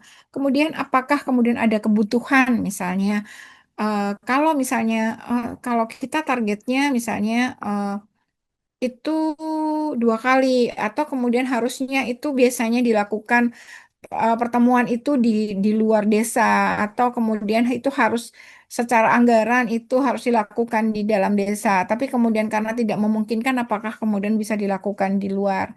Nah, itu membutuhkan sebuah kebijakan karena memang bisa jadi ini berkaitan dengan sumber daya manusia, berkaitan dengan waktu, berkaitan dengan fasilitas, bisa jadi berkaitan, pastinya berkaitan dengan anggaran. Kalau kemudian tidak ada kebijakan, itu menjadi persoalan, apalagi kemudian ini di apa namanya? Kemudian ada ketakutan nih, kalau diaudit gimana? Karena tidak ada di perencanaan. Karena kemudian tidak ada dukungan apa tidak ada eh, apa namanya dasar atau justifikasi di dalam apa namanya kebijakan berdasarkan kebijakan. Nah, seperti itu teman-teman. Nah, kita coba ya kita ngelihat. Nah, sebenarnya yang ingin saya sampaikan gitu, nanti saya juga akan sedikit share berkaitan dengan ruang penerapan JETSI di level internal dan juga eksternal. Sebenarnya level penerapan JETSI itu harusnya ada di dua level ini, dari internal kita di sebuah lembaga. Misalnya berkaitan dengan kita kan mesti punya ya perencanaan strategis lembaga gitu. Apakah kemudian di perencanaan strategis lembaga itu sudah kemudian mencerminkan gitu ya, mencerminkan visi misi kita berkaitan dengan kesetaraan gender, disability, inklusi sosial, atau selama ini kita seperti apa? Kemudian, nah kalau kemudian bicara di level internal itu bisa jadi berkaitan dengan misalnya eh, perekrutan pegawai, teman-teman semua. Jadi terkait dengan metodenya, terkait dengan metode misalnya publikasi kalau kita mau melakukan perekrutan pegawai, kemudian proses eh, tesnya atau kemudian seleksinya. Nah, dan kemudian, nah itu cukup banyak gitu ya. Kemudian, siapakah yang sebenarnya kita terima di dalam program ini, di lembaga kita? Apakah kemudian teman-teman yang kemudian punya kebutuhan khusus? Apakah teman-teman yang kemudian misalnya berkaitan dengan katakanlah kelompok transpuan atau kemudian yang tadi gender minoritas atau seksual minoritas atau kemudian siapa yang kemudian bisa yang kemudian terbuka atau enggak gitu, boleh enggak gitu. Kemudian ada kebijakan kepegawaian. Kebijakan kepegawaian termasuk tadi yang kemudian disampaikan, ditanyakan oleh Kak Kiki tadi gitu. Apakah kemudian semuanya gitu, semua orang itu disamakan berkaitan dengan targetnya? Oke, kalau targetnya sama, apakah kemudian waktunya akan disamakan? Ataukah kemudian berkaitan dengan metodenya akan disamakan? Nah, ini berkaitan, ini kebijakan kepegawaian ini biasanya akan berkaitan dengan misalnya jangka waktu kontrak, kemudian berkaitan dengan remunerasi atau honor, berkaitan dengan apa namanya tunjangan gitu. Dalam artian misalnya begini, teman-teman semua. Misalnya bagi biasanya sekarang itu kalau pajak ya pastinya perempuan selalu dianggap single, tapi biasa jadi ada ada lembaga-lembaga yang kemudian memberikan tunjangan ini kepada tunjangan ketenagakerjaan, BPJS asuransi ketenagakerjaan dalam ini BPJS dan asuransi kesehatan gitu ya.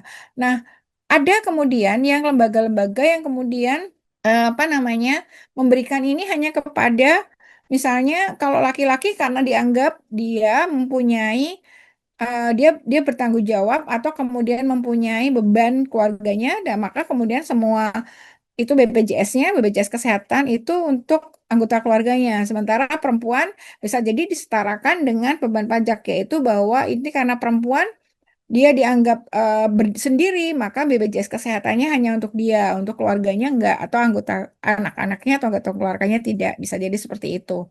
Atau kemudian kebijakan fleksibilitas, misalnya. Berkaitan misalnya, kalau misalnya dia sakit gitu, atau kemudian anaknya sakit, ini seorang perempuan ya, dia sendiri sakit, kemudian anaknya sakit, atau suaminya sakit, apakah kemudian itu disamakan dengan posisi dia sakit karena misalnya dia harus menjaga gitu. Atau kemudian kalau di misalnya kalau kebijakan kepegawaian mesti kalau cuti gitu ya, cuti hamil dan melahirkan, ada cuti haid. Nah, bagaimana kemudian apakah kemudian laki-laki yang kemudian sudah menikah, yang sudah berkeluarga juga, dia boleh mendapatkan cuti itu gitu. Cuti yang kemudian saat kemudian istrinya itu hamil atau kemudian istrinya sedang melahirkan. Atau kemudian saat iya, hal-hal seperti itu teman-teman semua. Jadi ini kebijakan kepegawaian itu yang memang agak cukup banyak. Termasuk kalau di disability, sharing saya misalnya, ada teman-teman dengan saya yang kemudian di awal gitu, dia tidak mendeklar, tidak cukup terbuka kalau dia mempunyai disability. Gini, begini. Sebelumnya sedikit sharing bahwa saya berasal dari sebuah lembaga yang namanya Sabda. Di Sabda itu kami mempunyai cukup banyak tim. eh, Kalau sekarang tinggal sedikit ya, sekitar ada 14 gitu. Dulu bisa jadi ada 30-an orang sampai 40 dalam satu kantor. Dan itu beragam disabilitas. Jadi ada saya yang fisik, ada beberapa teman saya dengan disabilitas fisik dengan kondisinya berbeda, ada yang amputasi, ada yang polio dan sebagainya. Ada yang patah tulang belakang, paraplegia, laki-laki yang kemudian dia selalu menggunakan kursi roda. Ada teman-teman dengan disabilitas netra, ada yang low vision dalam artian masih jarak pandang terbatas tapi masih bisa melihat. Ada teman-teman dengan disabilitas netra yang total, ada teman-teman disabilitas tuli yang kemudian dia eh, tidak bisa menggunakan bahasa isyarat. Ada teman-teman penyandang disabilitas tuli yang kemudian dia memang aktif menggunakan bahasa isyarat. Nah, di situ juga kami ada laki-laki, ada perempuan, ada transpuan juga, ada juga dengan beragam agama yang ada di kami kebetulan di Jogja.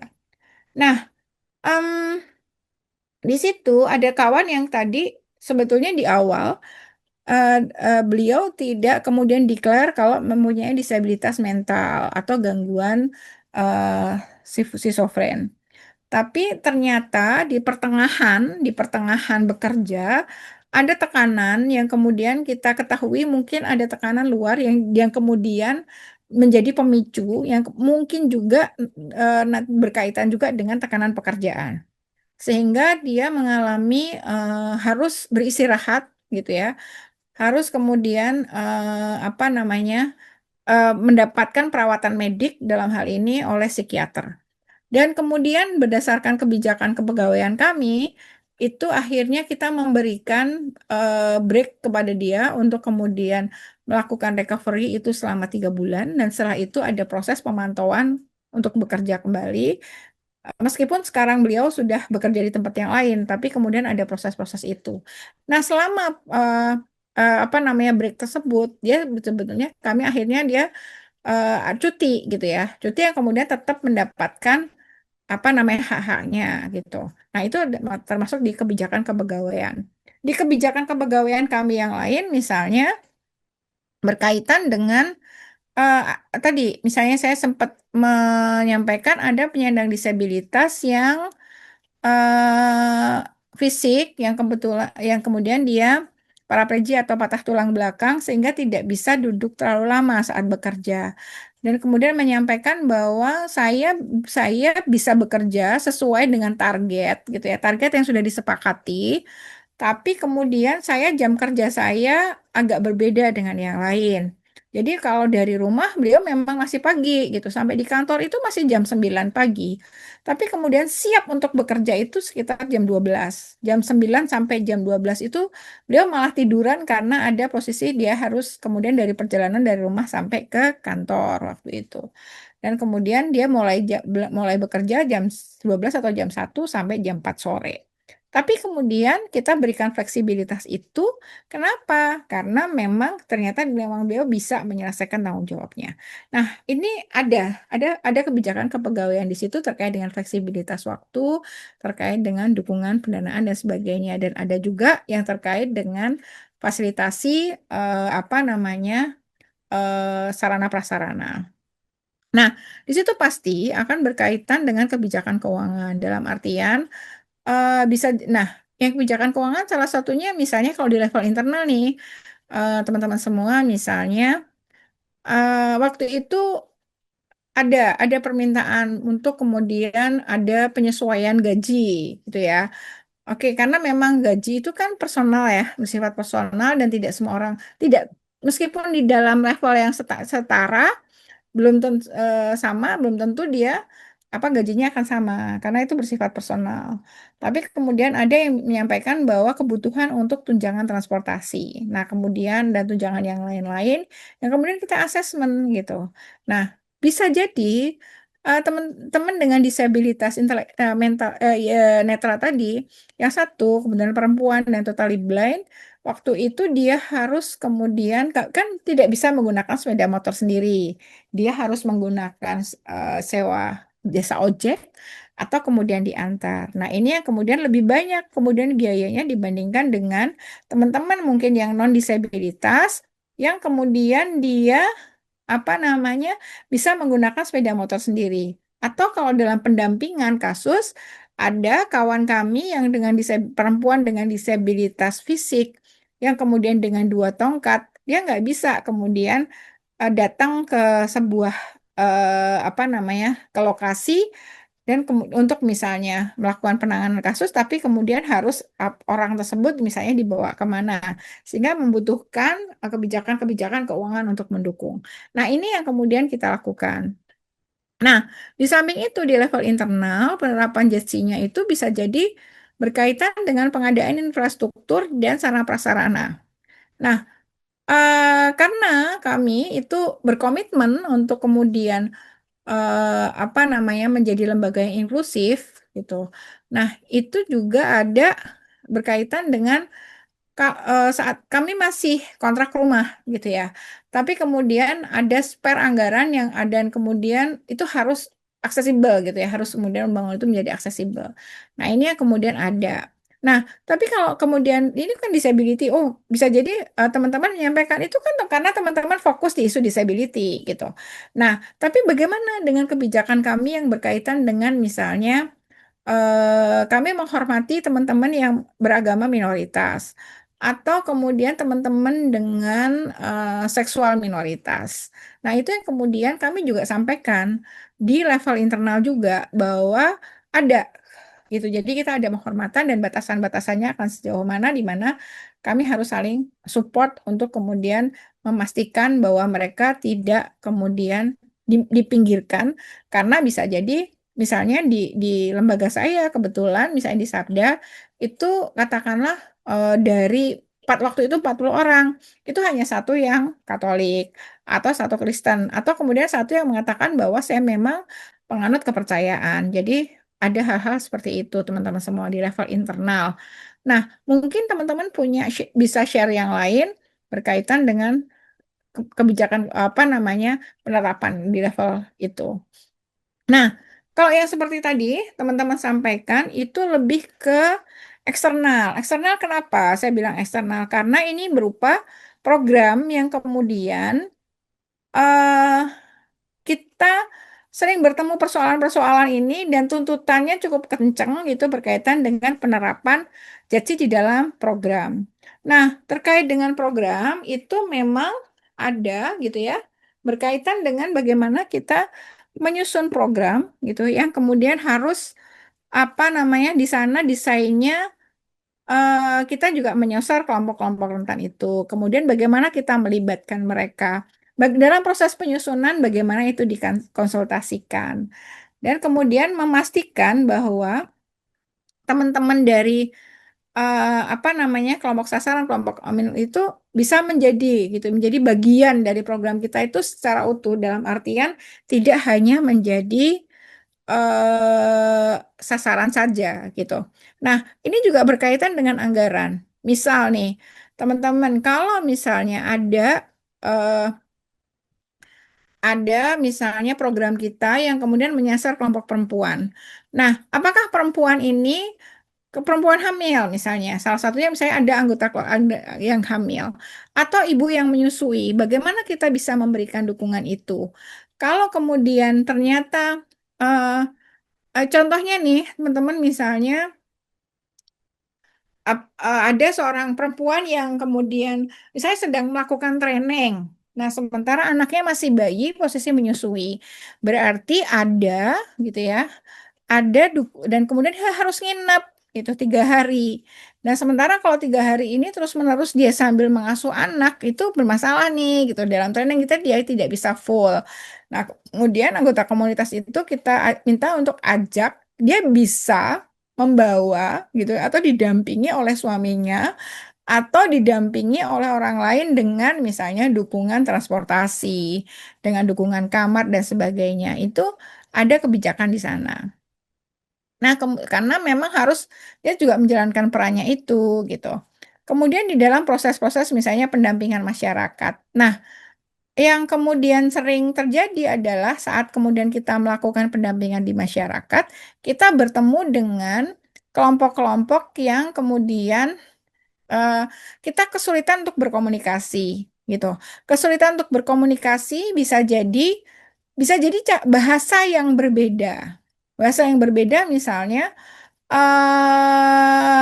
teman-teman yang berasal misalnya dari Jakarta datang ke misalnya ke pedalaman atau katakanlah di Jawa aja lah, di Jawa Timur atau di Jawa Tengah yang kemudian kelompok ini susah misalnya masyarakat desa yang mungkin mereka bisa memahami orang lain berbahasa Indonesia, tapi mereka meresponnya dengan bahasa Jawa. Nah, teman-teman sulit untuk kemudian memahami apa yang mereka sampaikan sehingga membutuhkan namanya penerjemah. Nah, begitu sebetulnya itu terjadi pada teman-teman yang kemudian menemukan kelompok misalnya disabilitas tuli atau disabilitas intelektual atau penyandang disabilitas mental yang mereka mungkin bisa jadi mempunyai hambatan untuk berkomunikasi. Nah, sehingga membutuhkan dukungan-dukungan yang lain. Atau bisa jadi di dalam prosesnya itu mereka tidak bisa kemudian dikumpulkan dengan orang lain. Misal ternyata kalau kita sedang mendorong namanya misalnya musrenbang, musyawarah perencanaan pembangunan di desa.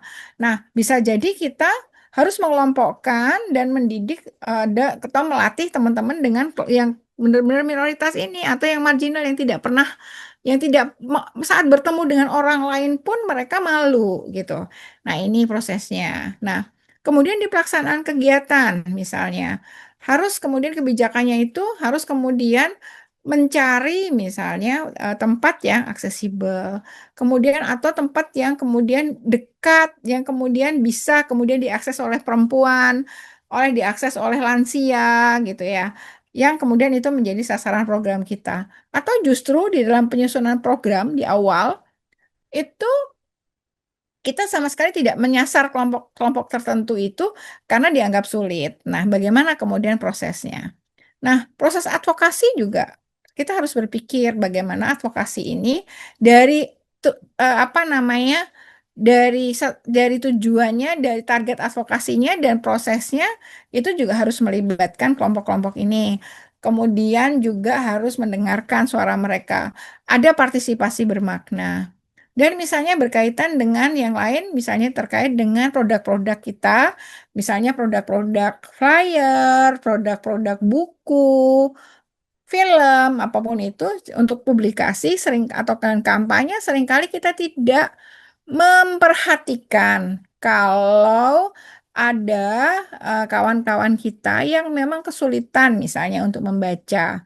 Bisa jadi teman-teman yang netra gitu, yang kalau ini buku buku tertulis buku yang hard copy kesulitan, maka kita harus coba bikin yang soft copy-nya. Kalau kemudian teman-teman dengan disabilitas tuli itu bukan hanya kehambatannya seringkali bukan hanya berkaitan dengan kesulitan membaca, tapi bisa jadi kesulitan dengan kalimat-kalimat yang kompleks. Nah, gitu-gitu teman-teman semua. Jadi ini penerapan JETSI ini harapan saya sebenarnya kalau besok kita akan membuat sebuah apa namanya SOP ini juga akan berkenaan dengan internal dan eksternal gitu. Internal bisa jadi tadi kita kan banyak sekali ngomongin yang pendampingan kita. Sementara kita belum belum tentu kita kita refleksi juga di diri kita apakah ada kawan kita ada tim kita yang seringkali mereka tertinggal, seringkali tidak terdengar, atau seringkali bahkan tidak diketahui keberadaannya, atau kemudian di tim gitu, seperti itu. Nah, nah ini bagaimana apa namanya Jesse diterapkan ya teman-teman ya. Itu bahwa memang harus ada proses kesamaan pemahaman konsep dan pemahaman persepsi. Nah, di kebijakan itu bisa jadi ada apa namanya, itu harus ada proses upaya untuk kemudian pemahaman dan persamaan persepsi ini. Kemudian ini harus muncul di dalam sebuah kebijakan kelembagaan. Bisa jadi dalam bentuk standar operational procedure atau SOP. Kemudian ada juga terkait dengan kode etik juga, misalnya kode etik bertegur sapa gitu ya. Kode etik untuk kemudian eh, misalnya memberlakukan misalnya bagaimana kalau ada anak-anak di sekitar itu SOP juga itu disebut CPP.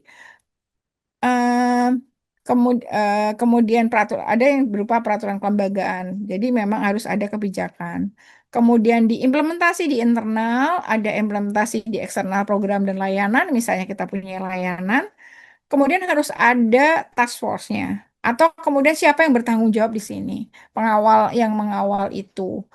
Tapi bisa jadi ada task force atau siapapun yang kemudian dia mempunyai tanggung jawab untuk melakukan pengawalan dan juga ada monitoring dan evaluasi teman-teman semua. Nah, em, tapi kemudian kalau kita bicara mengenai sebuah SOP, ini berarti nggak dia harus diberlakukan ke semuanya.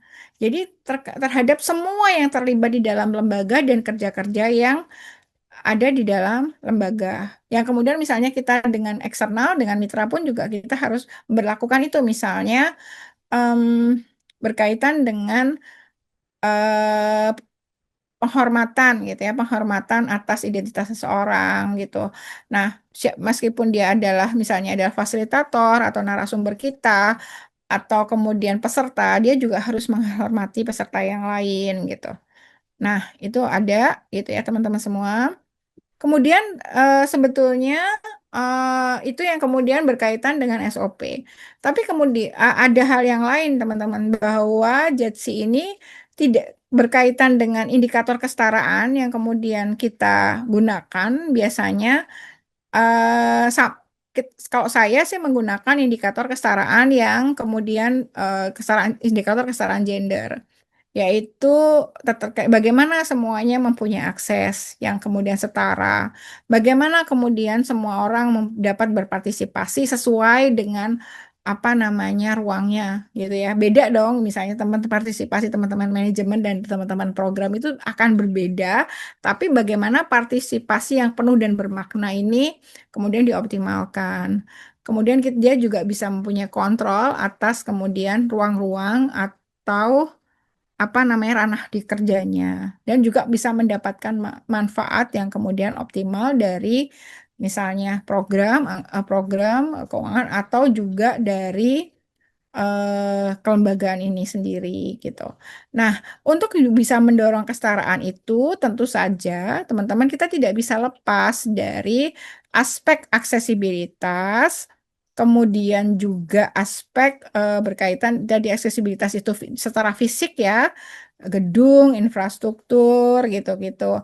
Kemudian fasilitas sarana prasarana. Kemudian kita juga nggak bisa lepas bahwa di dalam sebuah organisasi gitu ya untuk mendorong kesetaraan tentu saja ada aksesibilitas non fisik yang berbentuk misalnya layanannya, kemudian sikap dan tata nilai di dalam sebuah organisasi. Yang ini sebenarnya bisa masuk di dalam sebuah SOP. Nah, kemudian yang lain, teman-teman ini terakhir kayaknya. Sebelum kita nanti, monggo kalau nanti akan bertanya, bagaimana kemudian indikator, bagaimana kemudian lembaga kita gitu ya, penilaian atas apakah dia sudah betul-betul dianggap menerapkan JETSI atau enggak gitu. Nah, saya menggunakan beberapa indikator perkembangan JETSI gitu ya, perkembangan perkembangan atau indikator implementasi JETSI sebetulnya.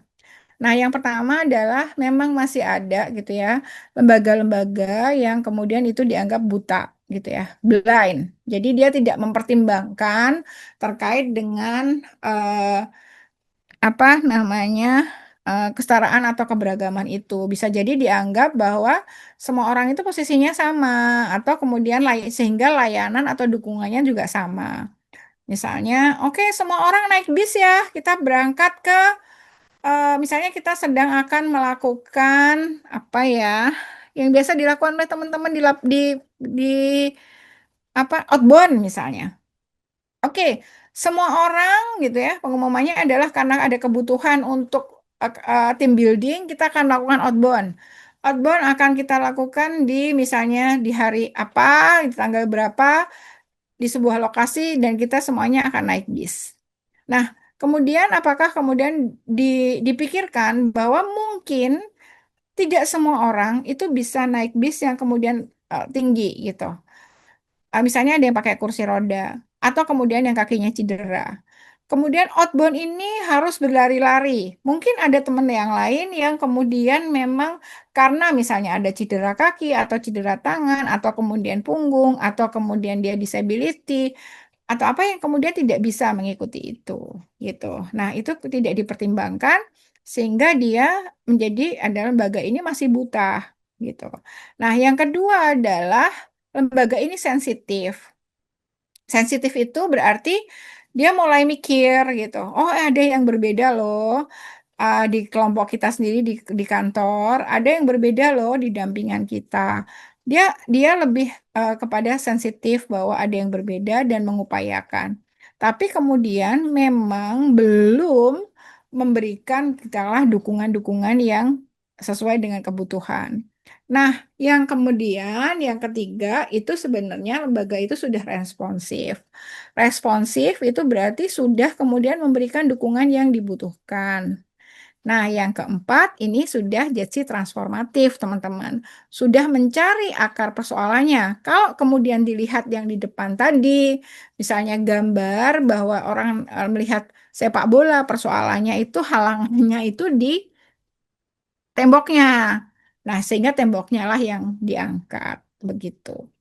Itu teman-teman semua. Jadi ini yang kemudian sebenarnya ingin saya sampaikan sebelum besok kita berbicara bagaimana kemudian kita menyusun sebuah SOP. Monggo, kalau ada yang ingin bertanya atau merespon lebih dulu, karena tadi kayaknya Mbak Indah menyatakan kita maksimal jam 4 ya Mbak Indah ya. Monggo silahkan teman-teman kalau ada merespon lebih dulu. Oke, Mbak Nurul, apakah materinya sudah selesai, Mbak Nurul? Sudah. Oke, baik. Ini Mbak Nurul udah jam 4, karena mungkin udah jam 4, kita buka sesi diskusi satu atau dua pertanyaan kali ya, Mbak Nurul ya? Boleh, silahkan. Oke, teman-teman, jika ada yang ingin bertanya, mungkin boleh langsung open mic aja. Atau mungkin teman-teman ada yang ingin bertanya di materi yang disampaikan Mbak Nurul, atau minta diulang lagi, boleh teman-teman silakan, boleh disampaikan saja. Atau sudah karena sudah kesorean ya kali Mbak Indah ya. Oke, oke Mbak Nurul, apakah ini dari kalian sepertinya sudah open mic? Halo, halo kalian. Halo, nggak ada Mbak. Lanjut, Oke, lanjut. baik, terima kasih Merauke sudah kalian. jam 6 soalnya. Oh iya, di timur sudah jam 6 ya Kak, baik. Mbak Nurul, apakah untuk tugas teman-teman sudah disampaikan atau... Gini aja. Nanti saya untuk hari ini mungkin cukup cukup ya. Mungkin kita nanti akan saya share. Nanti sudah sebetulnya materi sudah saya sampaikan ke Mbak Indah. Nanti bisa di-share silahkan.